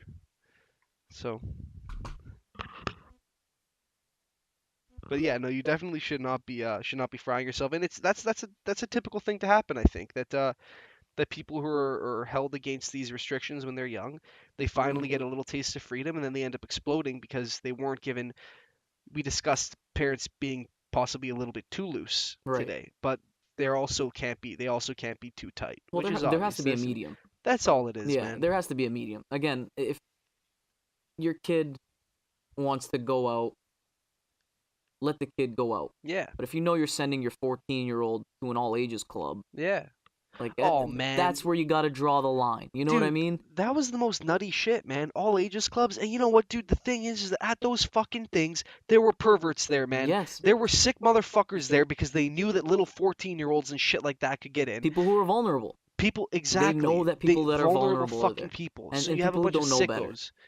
People don't know better, but you think that they would, man, because I would never send my hypothetical child. I would never allow my sister, for example, Mhm. to go, 12 years old, to go to one of those things, man, because there are fucking sickos there because it's all ages. There may be a 38-year-old, a fucking 40-year-old, a 22-year-old, man. It doesn't matter. Yeah, It you does can be not matter. 19 at that A age. So it doesn't 19-year-old. matter. No, it does not, man, because then you're putting your kid into a situation where they're definitely vulnerable and where but it's such an unnecessary spot to put them in. Exactly. Like, you're vulnerable if you play sports, for example. Mhm. Your kid's vulnerable if they go on a field trip, but there's reasonable balance, Right. that I do not agree that there's any reasonable balance involved with sending your kid to an all ages club, for example, or even allowing them or even entertaining the That thought, was the most because it absurd just seems trend, weird. It is. wasn't it? You know, they were going there, listening to whatever. It doesn't matter what they were doing, but they were doing some sexually perverse shit, Mhm. doing these grind trains and shit for 13-year-old kids. Like, in the church basement. Like, come on. That's another thing I want to talk about too, is the music. Yeah, the music encourages it, man. So The ducky when whining. we were younger, again going back to the family computer, I remember having to have my dad download the music for me Yeah. and put it onto my iPod when I had one. But now these kids can just go on YouTube, on anything, on their mobile device, download it onto their phone, and that's that. Yeah. And there's no restriction to what the kid can download. Like, yes, people can argue there's the whole parental settings and all that, but parental settings only do so much, in my opinion. There are loopholes and there are ways around Yeah, of course. parental settings. You can get away around it if 100%. if you really try. So there are all these songs talking about anything, really, just killing, drugs, anything you can think of, and that's the culture right now. The culture right now is rap is really big right now, and you see a lot of other music forms dying, and it's the technology that we have. Yeah. I don't remember the last time I listened to the radio on purpose because I Yeah. have my phone plugged into the car, and Yeah, that's just exactly. how everybody does it now. So I was watching. Okay, no, I wasn't watching. Let me rephrase that. My mom was watching one of those Real View? Housewives shows. My mom loves The View. So there was one My of mom these loved The Real View. Housewives shows, She doesn't watch it. Fuck. and one of the ladies on the show, she was throwing like a birthday party for her 12-year-old daughter. And her 12-year-old daughter wants to be a singer. Cool. More power to you. You do you.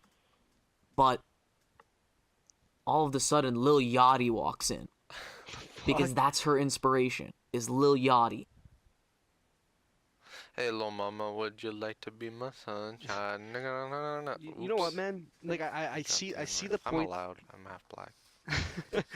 I see the point that you're making with, like, how, yeah, like, his music definitely doesn't it's not exactly kid friendly, right? Right. Like, a lot of his stuff would have the little E for explicit on iTunes, for example. Exactly. You know?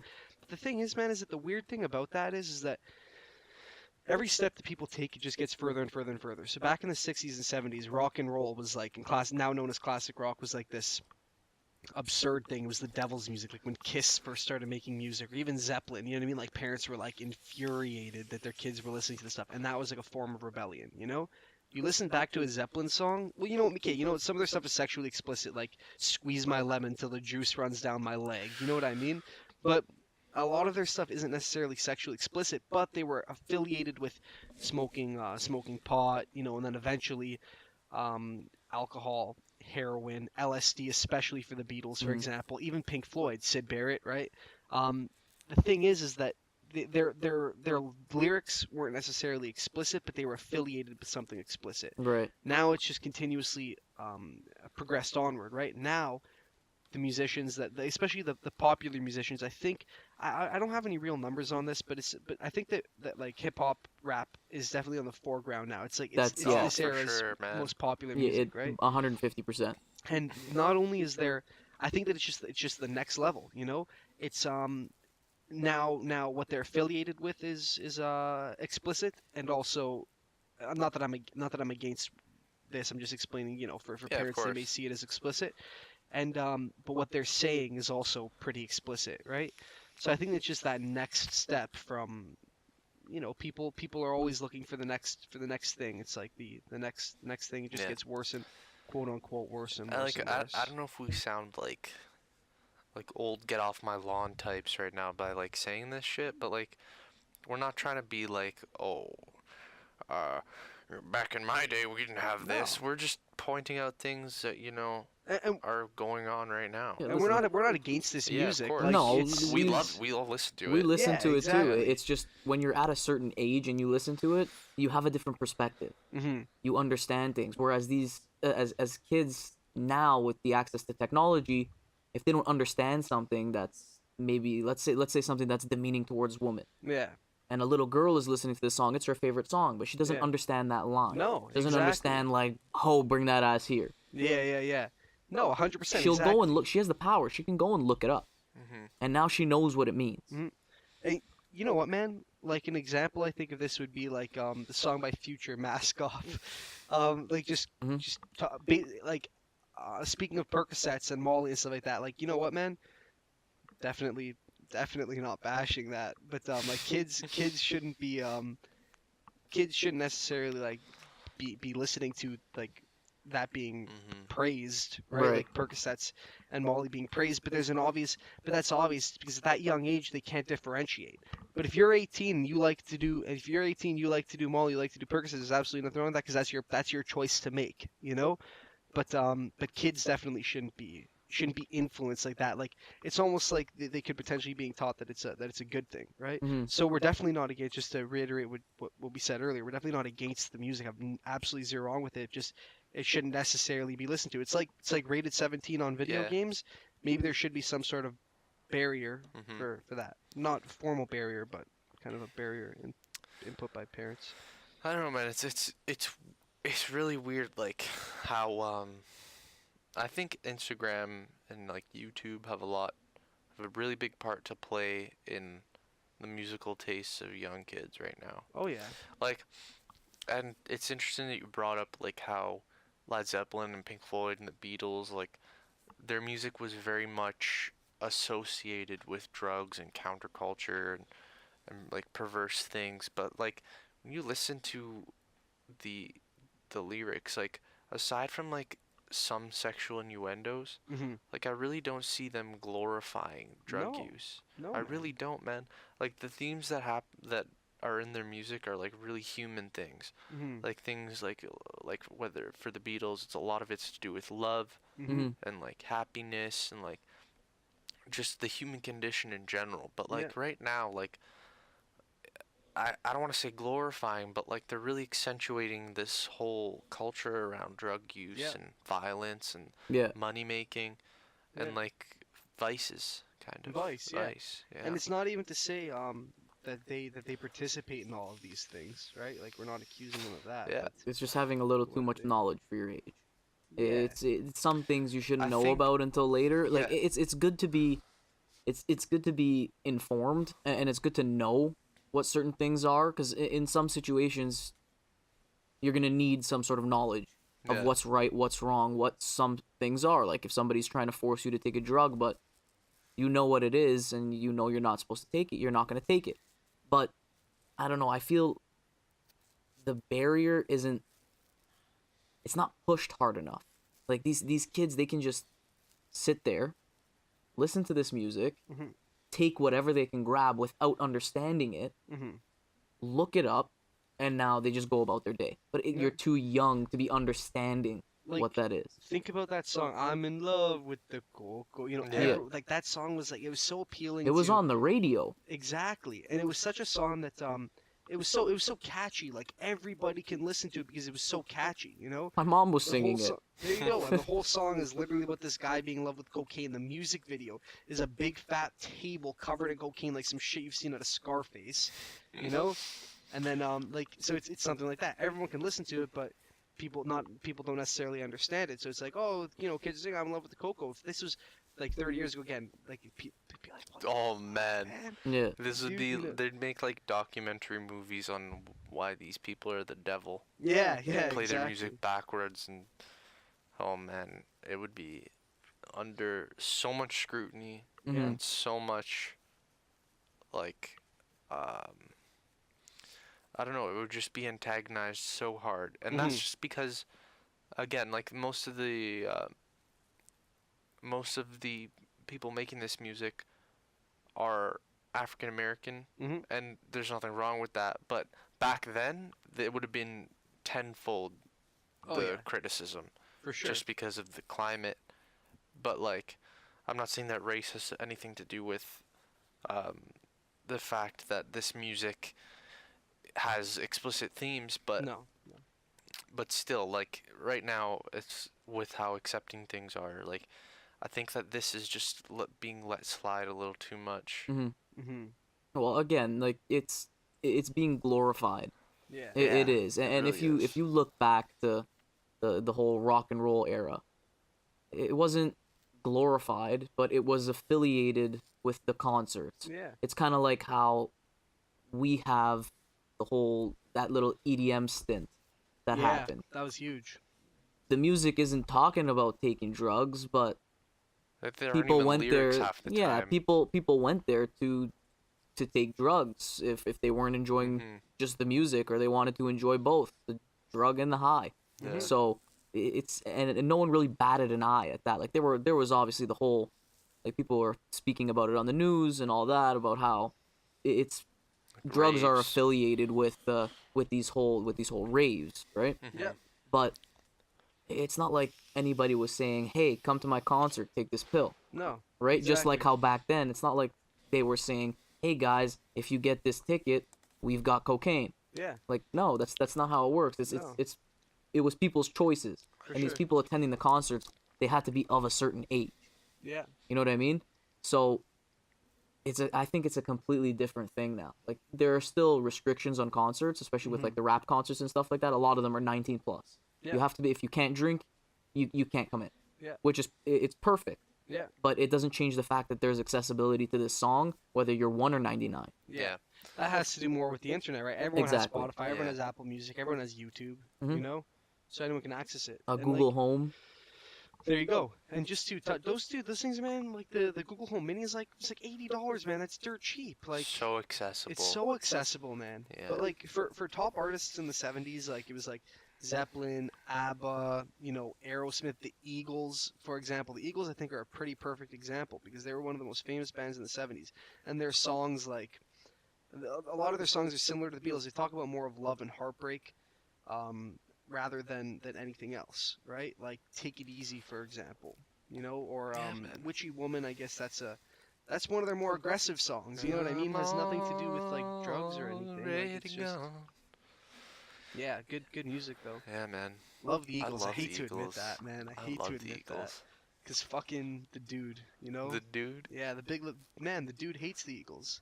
Yeah. I fucking hate the Eagles, man. Come on, I've had a bad day. Fucking cabbie throws him out of his car, man. I always wanted to hate the Eagles just so I can be like the dude, but then I was like, shit, man. The Eagles Then you'll fucking be a kick ass. bum. Yeah, You'll exactly. be a bum. Is that Yeah. what you want to be, Jules? A fucking bum. Man, You Jules know- just wanted to be a wanderer, dude. I do. Yeah, I do. Yeah. Just like, It's not viable though, man. it's not, You don't man. wonder.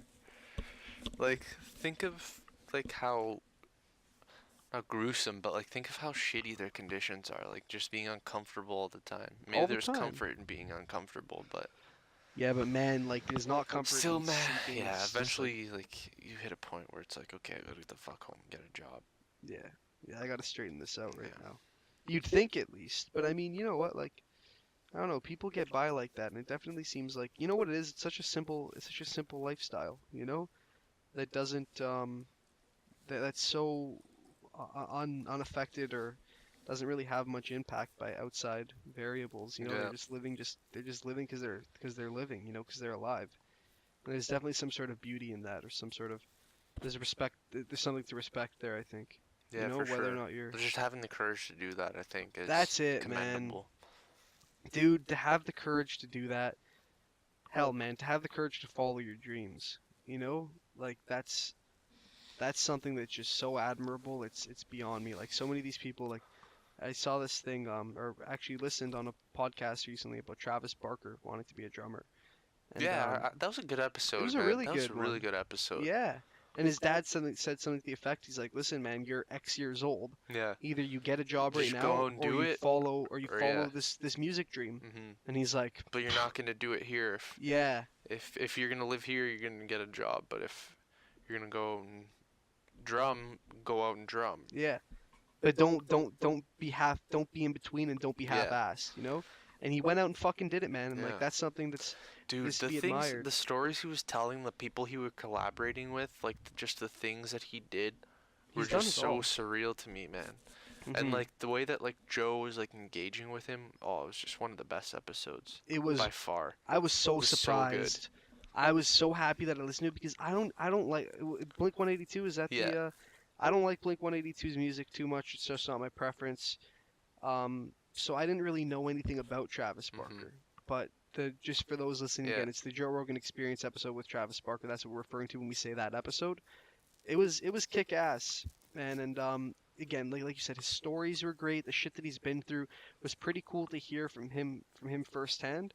And I was like, wow, this guy not only has he done some shit, excuse me, but he's been through a lot of stuff too, and it's really cool to hear how he's recognized the growth and paid attention to the things that were right and wrong as he was growing older, Yeah. right? And I think that's the key part to anybody's growth is Yeah. as you're living, recognize what needs to be improved and what doesn't, right? And even Joey Diaz, like that's a big part of Yeah. him now. Yeah, is dude. recognizing the things that It's he's half his done. comedy, man. Is the Yeah. shit that he did, shit he went through in the past, but now he's like, okay, you know what? That's stuff that I've done in the past, but I've grown since then, so now I'm able to hear, and Yeah. I'm here and able to present it in front of Right. you guys, right? For your comedy and for his Mhm. comedy too. The guy's hilarious. Yeah, and even for other people's better. Exactly, man. Learning from other people's mistakes sometimes is the best way to learn things. Yep. Whether it's some people learn through their own eyes, some people learn through others' eyes, right? It's a form of learning, again, right and wrong, or learning a valuable lesson. Yep. Most definitely, man. Most definitely. Then I'm looking at some really gruesome pictures right now of people infected with syphilis. Mm-hmm. So nasty. I'm not even sure how it attacks you. Like what it Yeah, I'm not sure. Well, what these exactly like the syphilis is an STD, right? But like the sores that I'm looking at are like all on the body, like on the hands, on the neck, the right. chest, the shoulders. But according to this website called The Mind Unleashed, a federal judge approved a $1 billion lawsuit against Johns Hopkins University, Mm-hmm. Bristol Myers Squibb Company, which is a pharmaceutical company, and Okay. the Rockefeller Foundation. And this lawsuit is seeking justice for people who were intentionally affected with syphilis during government experiments in Guatemala in the 40s. Guatemala, that's what it You was. thought it was Puerto Rico, I said right? Puerto Rico, yeah, no, yes, it was that's right. Guatemala. This was back in the 40s? In the 40s. And it's being pursued now. Now. Wow, man. That's a really tough case, I think, for whoever's pursuing Yeah. that. Well, I it guess they took just need 4 the crown, years I don't for know. it to be finally approved. So this Wow. case surfaced back in 2015. Lawyers picked it up, consulted whoever they had to consult. The judge, they like went through the process of getting it through the judge, and just Right. now it got approved. And there are 444 plaintiffs Got it. So 444 people who came forward Yeah, and and are willing pursuing to, this matter. Right. Yeah. Yeah, see, that's a crazy thing, man. Because back in the 40s, like, how could you prove that for one? I mean, Yeah. like, that's a long time to keep record or to keep track of of what had happened, right? That's over 70 years, 79 years, if assuming it's 1940. Yeah, well, this guy, John Charles Cutler, one of the lead researchers in the study, died recently and left behind a stack of files that had details of these experiments. Wow. So someone got a hold of them and decided to bring it public. I see. Okay. But that's crazy, man. Like experimentation drives progress, but like syphilis is something. It wasn't new in the 40s. No, Syphilis it was already proved what it does. Syphilis was a century old, probably millennium old disease. Exactly. And to intentionally affect people with it is just horrifying. No, most definitely. I'm interested to see how this unfolds. And the fact that it was done, like, I mean, obviously that brings forward so many. I mean, aside from the fact that it was done at all, right? Aside from the fact that it even been put forward, the fact that it was done against a marginalized group will definitely come forward and be a big part of that whole. It says here that whole investigation in that case. It says here that the penis of male subjects was scraped or scarified and then coated with the emulsion containing syphilis or gonorrhea. A woman from the psychiatric hospital was injected with syphilis, developed skin lesions and wasting, and then had gonorrheal pus from a male subject injected in both of her eyes.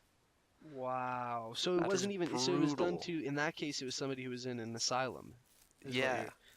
Yeah, so see, like that's double crazy, whammy. man. Yeah, exactly. Because they're just shit. using test subjects on people who society typically wouldn't have really, were kind of left by the wayside, right? And which is disgusting because I mean, obviously, any person has equal rights to anybody else, right? So that's wild that was even put forward. But that's the 40s, man. I mean, that's old school stuff. Like it's so it's like crazy the era to of think. eugenics and shit. Yeah. It's really crazy, man. Like how much was going down around then, like especially with weird science, like how the Nazi Party would also do weird testing on their subjects, right? Which were obviously people who were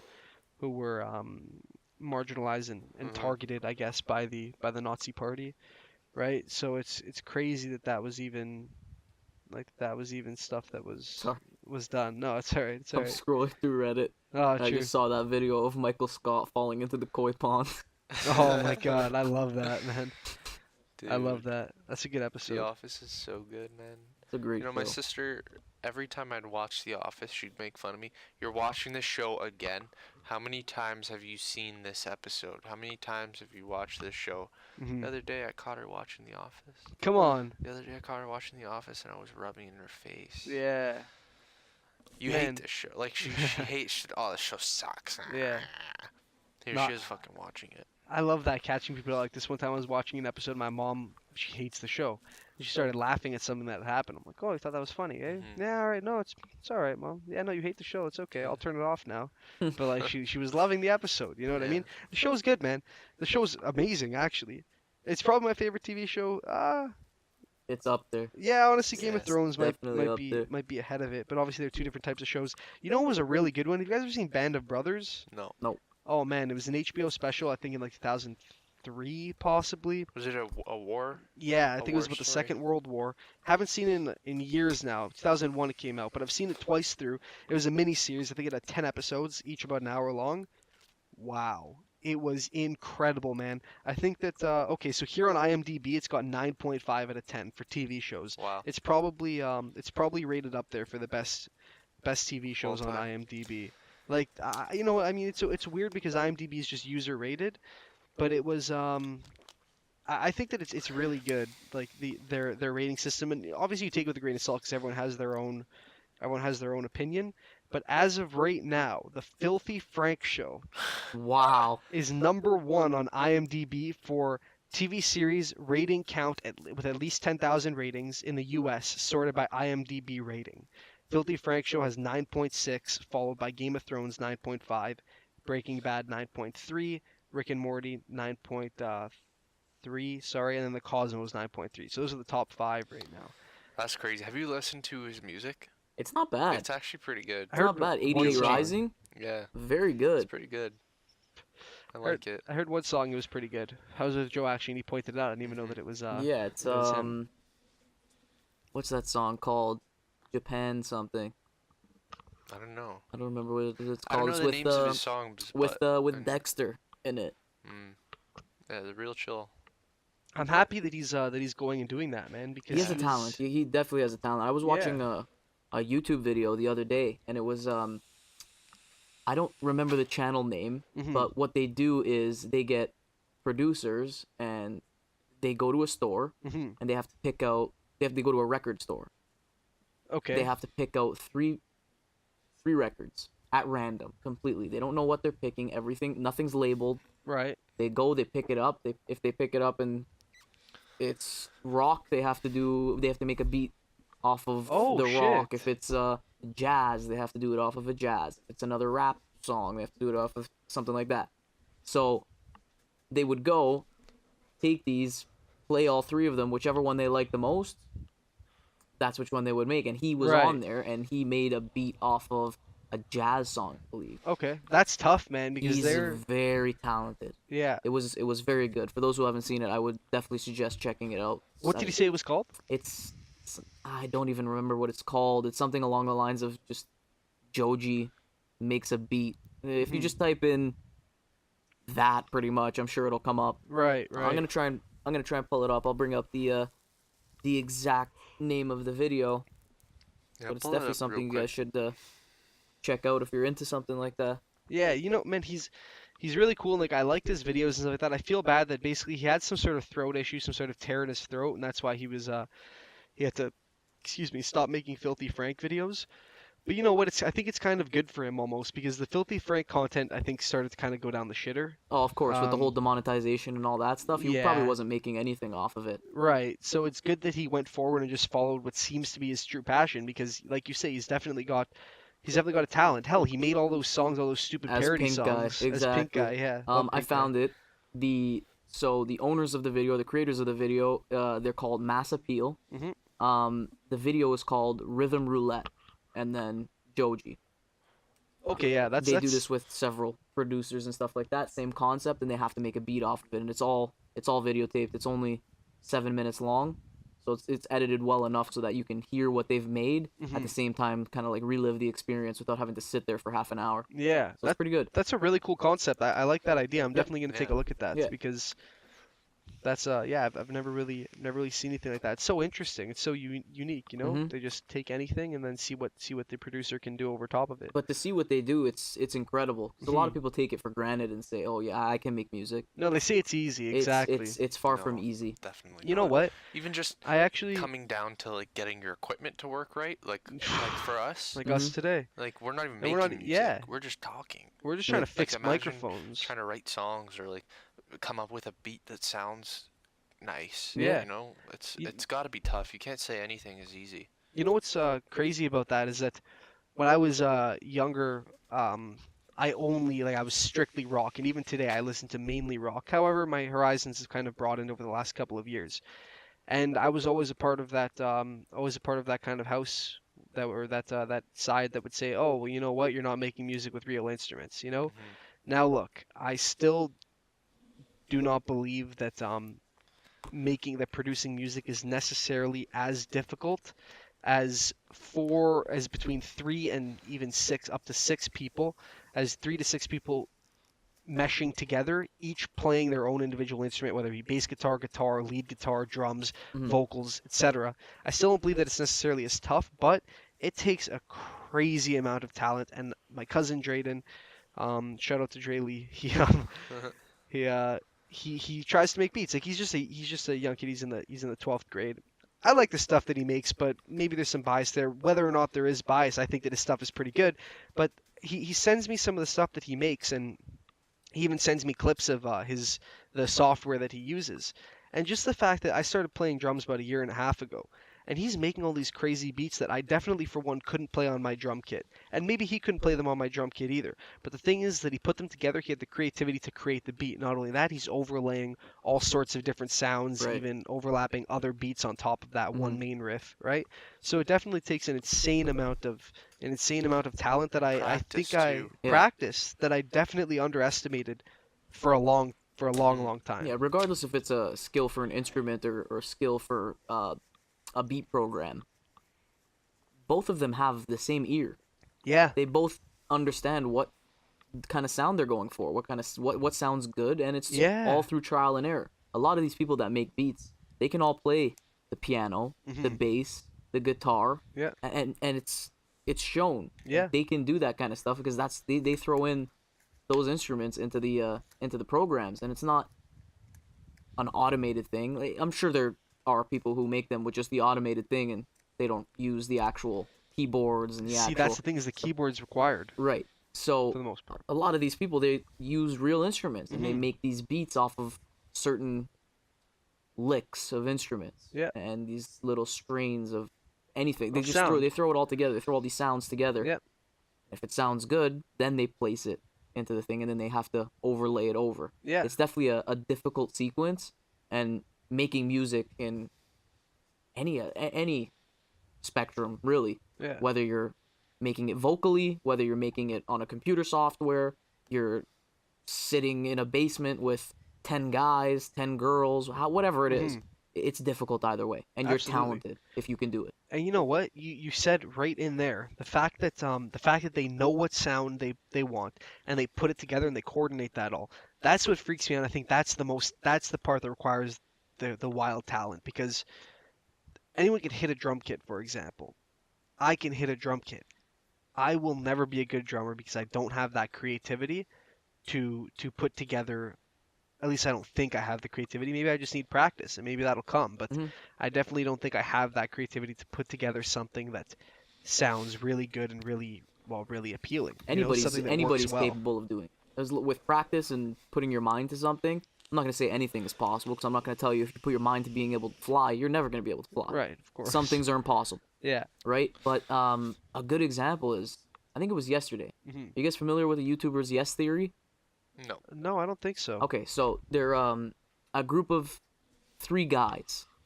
They all live together, and their motto is seeking discomfort. Okay. Right? This is their name, the Yes Theory. So they want to say yes to as much as possible. Right. Okay. Got So it. there's this guy. They go to Poland. I'm gonna look up just to get his name properly. Mhm. Literally typing in Polish cold guy.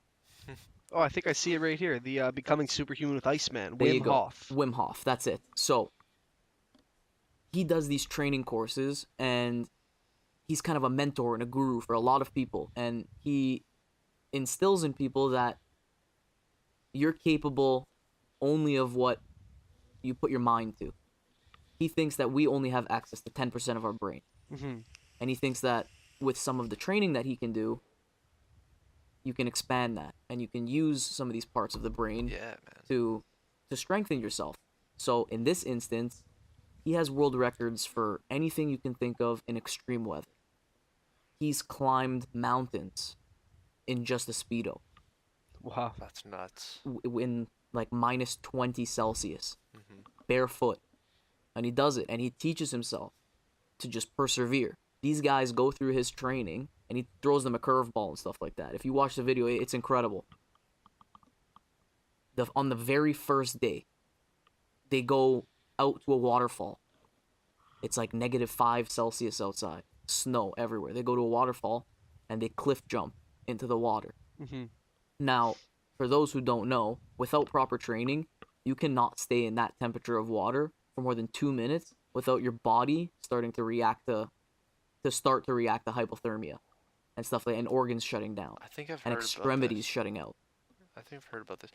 He's like swimming in ice cold water. Yep. And he like tracks like his distance or whatever.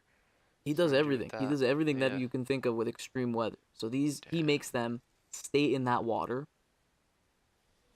for 10 minutes. 5 times what you're supposed to be able to. Right. And these guys, Endure. they haven't been trained. None of them. Yeah. They go, all 3 of them, they go in with some of the camera crew, their managers, stuff like that. Guys, girls, they all go in. Uh-huh. And he's just teaching them as they go to persevere. Right. You're warm, you're not cold. Why are you telling yourself that you're cold? Huh. And that's how they start to tap into that mentality that, okay, tell myself I'm warm. My body will respond to that. Yeah. And it did. Dude, that's why I kind of like the winter right now. I love the cold because like it's just cold, like it's not It's not like gonna. something debilitating. Right, right. Obviously, unless you have no shelter. Like when I'm cold, I try to remind myself that I'm gonna be warm later, but right now it's just a little bit cold and it might be uncomfortable, but Hmm.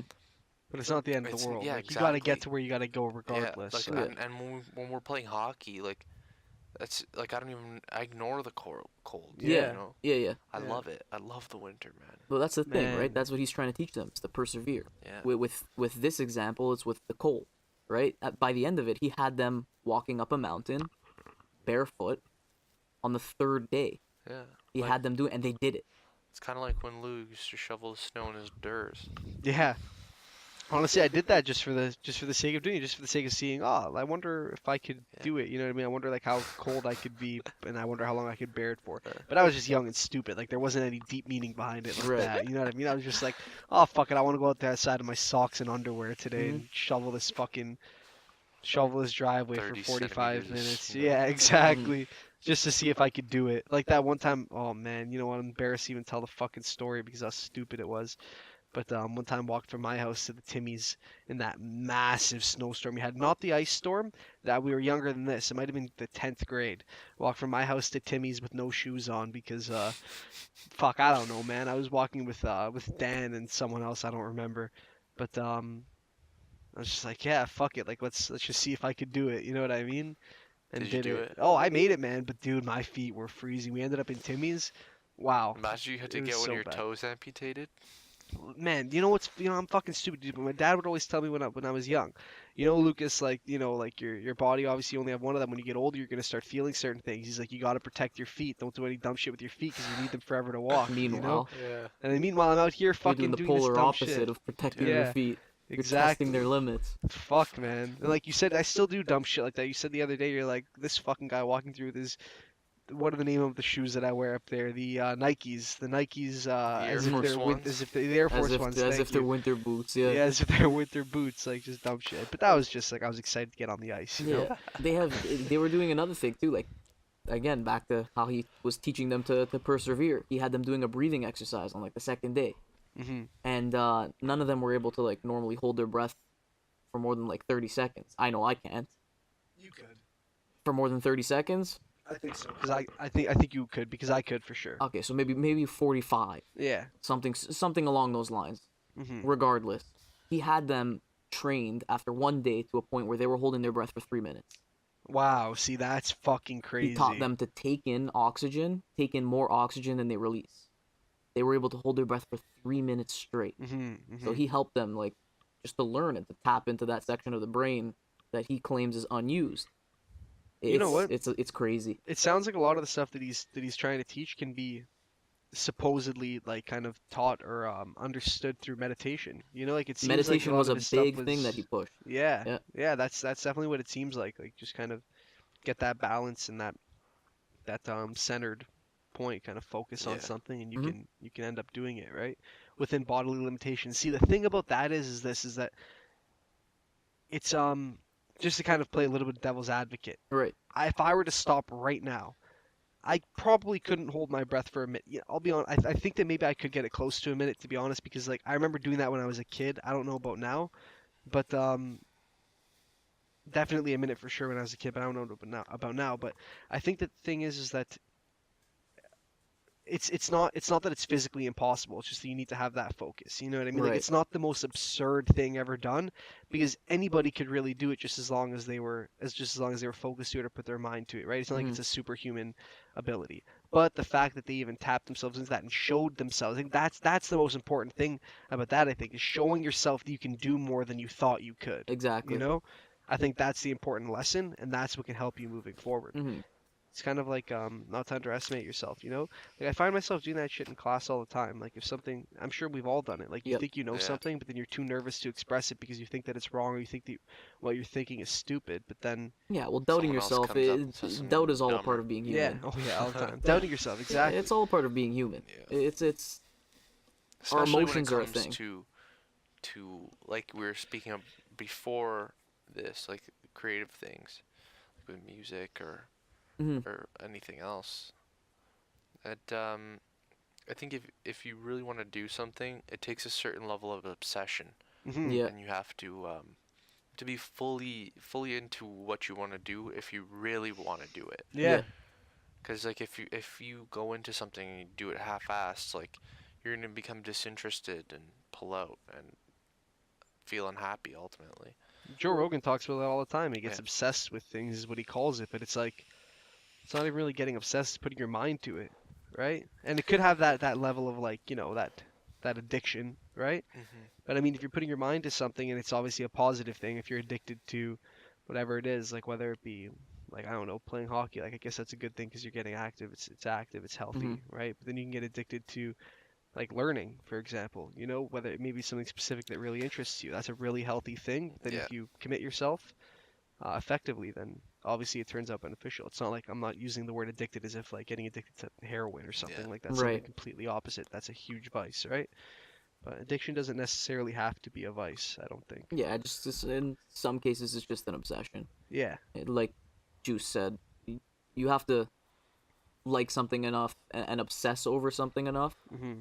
So, yeah, If you really want to make it in what exactly. you're Yeah, doing. that's right. If you You really you want have to to make give it. everything 100% if that's what you want to do. It's just like let's say someone wants to become a doctor, Hmm.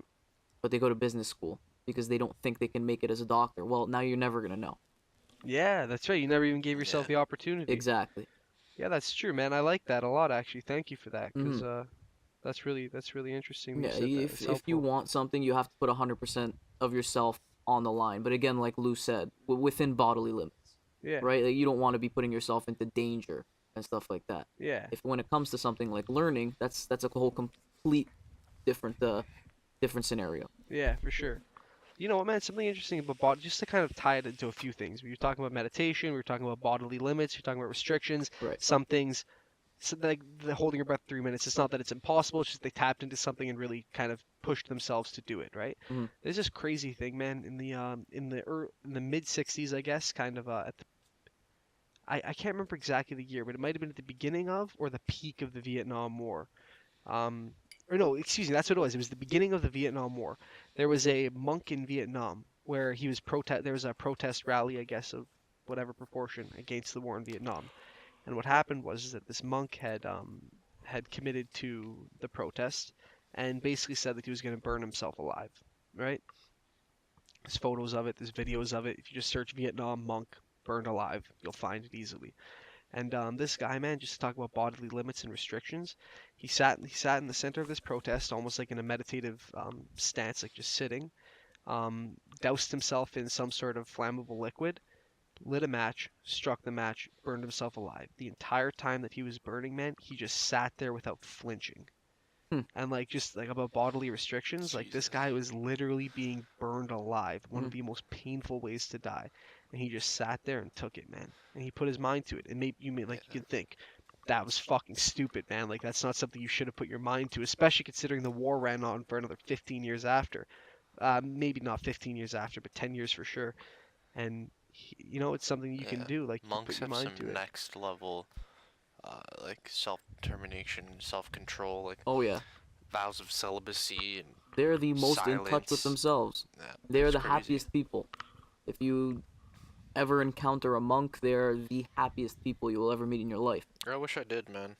Hmm. These I guys, wish I again, did. back to the whole yes theory, they did a thing where one of their members became a monk, shaved his head, Am I a abided monk? by all of their rules and all Hmm. that, the meditation, did everything, and he says himself that he feels like a different person. He feels awoken. You know what's weird?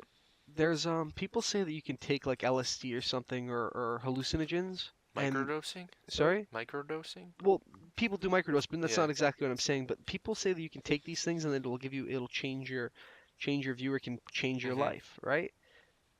That seems like it'd be a similar type of experience, obviously minus hallucinations, but like for that life-changing effect, that seems like it would be a similar and like healthier alternative. Obviously, it takes a hell of a lot more time and more commitment and stuff, but that seems like an interesting alternative if you were seriously committed to attempting to kind of get that next level or change the outlook that you may already have on Hmm. life. That's really cool that he did it. What did you see? Yes Theory? Yes Theory. Yeah, they sound like they make some really cool shit. Mhm. I saw their channel though. I think it was I think the videos were a little bit long. Each The video. the one with is it Hoff? Hoff is Yeah, the yeah, Wim the Hof one I with think was him his is name. about 35 minutes. Hmm. But that's because it's a full blown Oh yeah, I like see. Like 9 minutes, their 13 usual minutes. videos are usually they don't top 15, but yeah, it's cool to see like what you're capable of just if you just push yourself outside of that little Yeah. boundary, if you just go a little bit outside of your box. I really like their channel. Hmm. Yeah, I'll definitely take a look for sure. 'Cause it seems like they're talking about some interesting things. How much time we at? A lot. A lot. Yeah. An hour 50. An hour 50. How much Alright. longer do you guys think we should go? I think we should keep it up for a little bit. Yeah. We had a couple more things to not to say that we have really things that we have to talk about, Mhm. but we had some ideas that we thought we might want to discuss, right? So maybe we can touch Yeah. on What those. I was know on you your had a What few. was on your I list? think that we pretty well covered what I had kind of thought up. Mainly we had there was one other thing that I can't remember. We didn't cover it here today for sure, but that's because I didn't write it down. I couldn't remember at all You gotta write what it it down, man. You was. gotta do the homework. Yeah, fuck man, Mr. Evans, high school science teacher, he never lied, man. That guy was a saint, eh? He did. I You don't know know if what? he was a saint. No, you know what, man, he was, because Mr. Evans turned me on to turned us both on, I think, because we had the Yeah. same class, Right. obviously, to evolution, and that man, grade 11 science, grade 11 biology, really changed my life, man. Mr. Evans Yeah. really turned me on to the idea of evolution and Darwinism, and it was just something that I like thinking back to it now. I'm thinking, how is it possible that I was 16 years old and had never heard of this? Uh-huh. You know, back then, like, how, why weren't we taught that at a younger age, man? That's my question. We all went to Catholic schools here. We were all taught that the world was created by X, Y, and Z because our Lord and Savior Jesus Christ brought this upon, and then we were, you know, the earth was born, Adam and Eve gave birth to everybody else, however it goes. You know what I mean? We all know the story, but now thinking about it today, I'm pissed off that we weren't taught about this at a Yeah. younger age. It's kind of like it was really illuminating. Yeah. Just to hear to hear that and like to have it was almost like debunked. It Like, was, it right. was like it was really like world changing for sure. And it made so much Yeah. sense, man. Like he was so passionate about it. That's what Yeah. helped. He had And like so you much could passion. tell he had like this air of um like he was knowledgeable. You Mm, know, like you could tell like it wasn't like he was some priest just reading Just preaching. the Yeah. Bible, you know, no. like telling you gotta atone for your sins. Yeah. It wasn't like that, man. He No. was like I never saw him like really read out of a textbook or out of a book. Like it was all coming Yeah. from his head. Like he knew what he was talking about. That's true. And That's the a science good teachers, point. man, like even Mr. New, like they were passionate Yeah, Mr. about New especially. um about what they were teaching. Like and contrast that with like the religion teachers Yeah. who absolutely were not invested in what they were teaching No. because what they were teaching was frankly bullshit. But They weren't even teaching what they should be teaching. yeah, man, like Yeah, there's a lot of schools they just throw it together. like I liked taking world religions and going to other places of worship to see. That was a cool Well, it's course. cool to see their other people's doctrines. perspectives, right? Yeah. It's being narrow-minded is never Yeah. good with anything. And man, if I have a kid, like I'm not gonna send him to a Catholic school. You know what's so weird about that, man? I would definitely send my kid to a Catholic school, I think. You think so? Yeah, not only that, I would want my kid to be baptized, confirmed, Yeah. communized, you know, have communion. Communized, Like I don't yeah. know what the communionized, I don't know, but I would definitely want my kid to Why? go through the sacraments.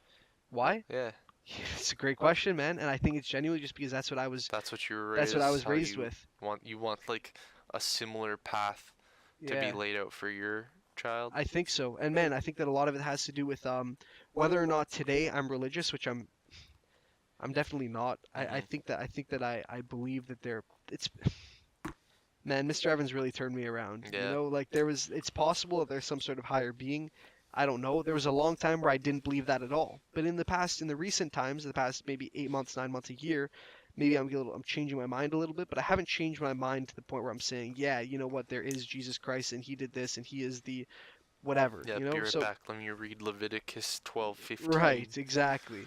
or whatever. I don't even know if that's a real passage, but But still. I know what you're Yeah. saying. So Mhm. the thing is that I think that I just want it for my kid because of the well, because the moral standards Yeah. and the moral I think a teachings, big right? aspect of religion is the moral teachings Yeah, and like the moral compass that it gives that it you. creates. Yeah. Yeah. But I do think that it's possible to raise a kid without religion and instill a very similar moral compass. I think Yeah, that's my whole thing, man. Because like Catholic schools, like I don't like the idea of uniforms and like that like herding of the masses into right. that conformity.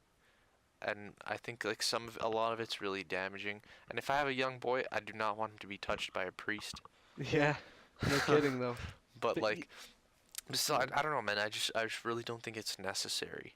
Like I think I could still be who I am today without being baptized and communized and Yeah, see, christened or that's a good whatever. point. I think I could still be the same person because 99% of the time that I spend is like going completely disregarding any higher power or religion.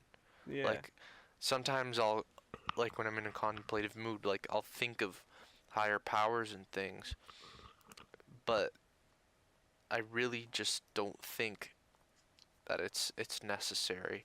And you know what, man? I really respect people who are religious. Mhm. I Mhm. really do. Like my grandmother is the most religious person I know. Yeah. She does the rosary at least once a day. Yeah. She's extremely involved in her church because there's the whole aspect of community involved with it. Right. That's And definitely a big thing, especially yeah, for older people. especially for older Yes. people. Exactly. You know, she volunteers at the church here. She wasn't born in this country. Here? Yeah. Like in Here in Tottenham, yeah. no kidding. Yeah, she volunteers in the church. She goes and she just sits there and like if people come in, she like talks to them, I guess. Cool. Cuz you know, I didn't know this up until almost recently. A couple of years ago I found out that you could just walk into a church even though there isn't a mass going on. Yeah. Like you could just sit in a pew and pray. And if the priest is there, you want to do a confession, you do a confession. Yeah, oh yeah. Yeah. If not, you There's, just do you. Yeah, she does. Joe, do you remember when we went to go do our confession for confirmation? I think We I went know to that exactly church what in you're King talking City, about. Yep. and there's like some old guy, like this really old guy. There's church, like the stained glass windows was like shining the light. It's really nice, but like there's this old dude just sitting there, and Yeah. like he looked like he was dead. Like it was really weird. I remember it vividly. I don't know if you do, but I was Bits and wondering like pieces. what the hell he was doing there, you know? When he was like, doing confession? no, he was No, just no, he was just sitting sitting in there. the- He in was the probably pews. praying or something. Like Shit. or maybe he was doing what my grandmother does. But Yeah. still, I really respect people who are religious because there's a selflessness that comes Yes. with it. Mhm. Exactly. And that's with any religion. Mm-hmm. With Yeah, of any course. religion comes, I don't want to say sacrifice, No, but but it is. No, it you definitely need is sacrifice. you need to put your mind Yeah. to it. And to the people that are very religious and they abide by what they're supposed to abide by, like I respect them. Yeah. It's definitely tough, especially to follow like a certain like schedule and stuff like that with like churches and stuff Yeah. like that. And again, that's why it's easier for older people.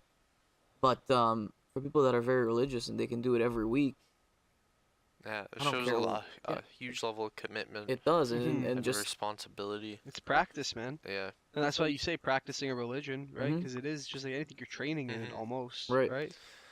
It's tough to Yeah. it's tough to keep up with. but still, then like I know that if I were to put my potential progeny through these sacraments and Catholic school and the whole shebang, I know that every Sunday I wouldn't take him to church. No, not a chance. And I know that other than a death or a wedding, Yeah. there's no stepping into a church for me. You know what, man? That's a lot of why the Catholic Catholicism is I'm not gonna use the word failing in the sense like it's not working. I mean, that's a lot of the reason why it's becoming less and less practiced because it's become more and more liberal and less strict, Right. right? So a long time ago, people would be going to church every day. Not to say there aren't people who do that. Sorry, every Sunday. Not to say there aren't people who don't do that anymore, but it's definitely less common now, right? So many more people are skipping out on church and stuff Yeah. like that, and it's not as strictly followed or just regulated, I Yeah. guess, by yourself. Only you can regulate it for yourself, right? Mhm. So that's definitely passing by. Like, I never went to church too much when I was young. Like, Yeah. No, I didn't either. right? Like maybe there were maybe like a 3-month spell or something where my mom would want to go, so that I'd go with her every Yeah. Sunday. But like Right. it was they were few and far between. You know what I Yeah. mean? So I think that is definitely more common now, and the more that happens, I mean, the more offspring that doesn't have that necessarily instilled in them. Mhm. Like you said, you wouldn't take your kids to church. I know I wouldn't, and I'm probably guessing you wouldn't, right? Yeah. Like that's Like, don't get me wrong. I would. It's just not every Sunday. Like, it's no, not a chance. I don't know. Yeah, like, to be honest, I don't go No, now. man, it wouldn't be once a month either for me. It'd be So- like, hell, dude, it wouldn't even be on a midnight mass on Christmas. You know, Mhm. like I went to I've those never 3 been to a times. Christmas mass. No, Yeah, I I went haven't Never either. in my whole life. Two, I've two been or to 3 times. I one- was miserable. One Easter mass. I can remember it, and Yeah. I like begged my mom to go. Yeah, to go And to it to or go to to leave. it. Yeah, no, to go Oh to it. shit. I begged her to go to it, and Yeah. like it was just me and her. Like my sister, and my dad didn't want to come, Yeah, yeah, and like I went, and after that, I was like, "What the fuck's the point of this?" You know, it was Yeah. like I was still young, and I wasn't saying what the fuck's the point of this, but like still, like I didn't have the urge to go to mass the next week, or the No, next no. Easter, or the next Christmas, or whatever holiday. Yeah. You know, I never had the urge because, and like even as a kid, like you tune out to what the priest is 100%. saying, man. You're Mhm. not listening No. unless you're going to Sunday school and getting your ass whipped by the teacher. Fuck that, dude. You guys remember? So you guys mentioned earlier grade 8 confirmation confession. Mhm. Do you remember being stressed out having to confess? We Hell yeah. I had to go at one point, and for some reason they weren't doing it in the normal little Hut, like box the or hut or whatever, confessionary, the they call it, confession area, yeah. that whatever it's called. Yeah, I think it's called a confessionary. We were all lined up in the In the library? church. I did mine yeah, in we the did in the we library. were all library. we were all lined up in the church, and the priest was sitting in one of the pews. We had Yeah. to go up to the priest, sit beside him, and confess to his face. That I Oh was shit! So yeah, you didn't have the divider. right, and Yeah, we did that in the library for a communion. I remember that. Mm. That was weird. but yeah, A confessional. Yeah. That's what That's it's what it's called. called? Yeah, but for the that's weird. They have to do it face to face. Like Yeah. even the one that I had in the library in my school, they had a divider in between us, kind of like one of those, and we couldn't see the priest. But okay, so specifically grade 8 confirmation. Anything that you guys like? Do you remember any talk No. amongst your buddies or anything like about what you were and weren't gonna No. confess? not really, no, No. nobody really said you. I feel like The you only- had some talk. Yeah, absolutely, The man. only That's thing what I was wondering if it remember was normal that or not. guy in the church, Mm. and like me, you, and Durs drove up there together Yeah, with your mom. That's all I remember. Man, I don't remember what I confessed about specifically. I Maybe remember it was jerking off or something. Probably not. That's the thing. See, that was the big talk, man. Like with my buddies, with all your Yeah. friends, it was like, Should you tell the fuck, man, priest you you gonna jerk tell off? the priest or not? And then we're all like, I didn't. That's for sure, man. I was way too fucking nervous. I was embarrassed, man. Like, fuck, I wasn't Yeah. even. I was probably 11 years old at the time, because well, confirmation is in the third semester technically, so it's April. And the 8th grade we got into Joan in grade 10 in 2010, so it would have been 2010 still, making me 13, turning 14 later that year. So like, yeah, fucking.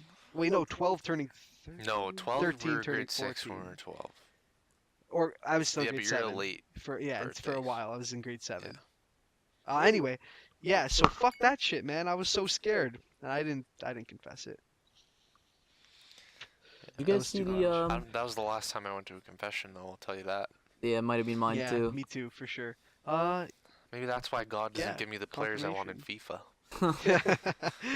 That's fucked. You guys man. see the Mars rover. Yeah, Yeah. man, that's terrible. But isn't it It's crazy that bad. it was only supposed to last 90 days? Yeah, what was it, like 14 years or something? Really? 15 years. 15 years. They 90 sent it days, up yeah. After there. that 90 days, what was supposed to happen? It was just shut off and. It Just was. It died. wasn't supposed to live or work past that. I think that it was the predicted lifespan due to like the atmosphere, like the conditions on Mars. I Mhm. think it wasn't like battery or anything, obviously, because it Yeah. lasted 15 It was years. it was solar powered by the sun. I see. So Yeah. it was definitely conditional. I wonder what's happening then. Why it's solar power? I wonder if maybe like the I think it cycles had to do with a on. windstorm. It was a sandstorm. Yeah. Oh, shit. It got hit by a pretty crazy It's weird, sandstorm. So man. it had no Wind light and coming in, sandstorms not on enough. Mars. Right. Like, you think of it as this desolate place where nothing happens, but there's windstorms and sandstorms. Dude, there's ice and stuff like that on Mars. Yeah, I think that's they I think crazy. they They found. found Yeah, they water. found some Yeah. water. Yeah. That's nuts, crazy. man. And dude, that's how. Man, you know what's crazy, dude?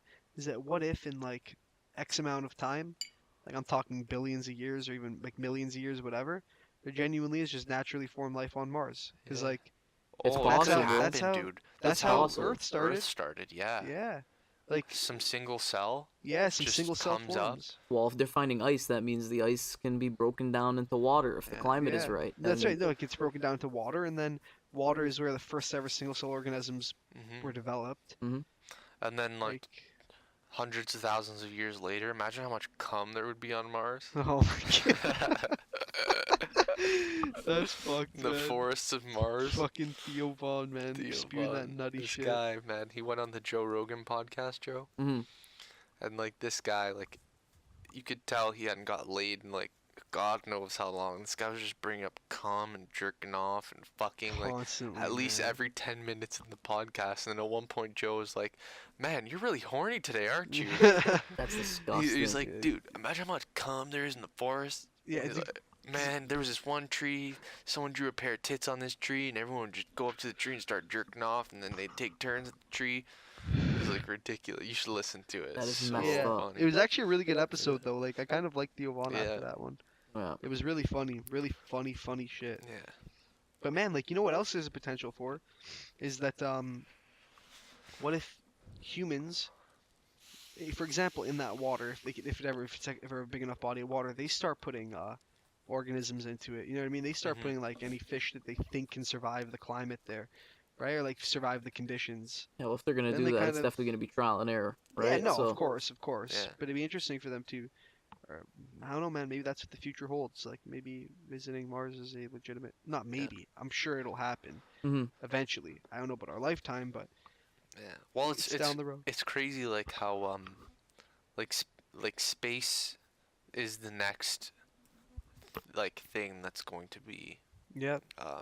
like, progressed into. Like, China right now is trying to build solar power stations in space. They're gonna collect solar energy and transmit it to Earth. That was actually, but so that's their intention is to get the solar energy from Mars and find a way for it to power things down on Earth. No, not in Mars. Like in the in the atmosphere. yeah, not really in the yeah. They're gonna start trials in the atmosphere, and see like if that works. But like kind of like how the International Space Station is like orbiting just outside of Earth, or like just outside the moon or whatever. And yeah, man, China's like making some crazy plans with space. They want to build a station on the moon, and but yeah, man, like now it's not just it never was just the U.S. in space exploration. No, But it's no, it just- was a race, man. Yeah, man. I think we're living in such a crazy time. It's interesting to see how things unfold Mhm. in the future. Yeah. Yeah. Well, I mean, yeah, the future is definitely wild. But what if they And, like use one of those beams to like nuke? tractor beam. Yeah. Yeah. And just like kill a bunch of people and just reign as the supreme leaders. That'd be pretty crazy. That'd That be would some be fucking dystopian crazy, yeah. shit. Yeah, dude. And I think that we're pretty.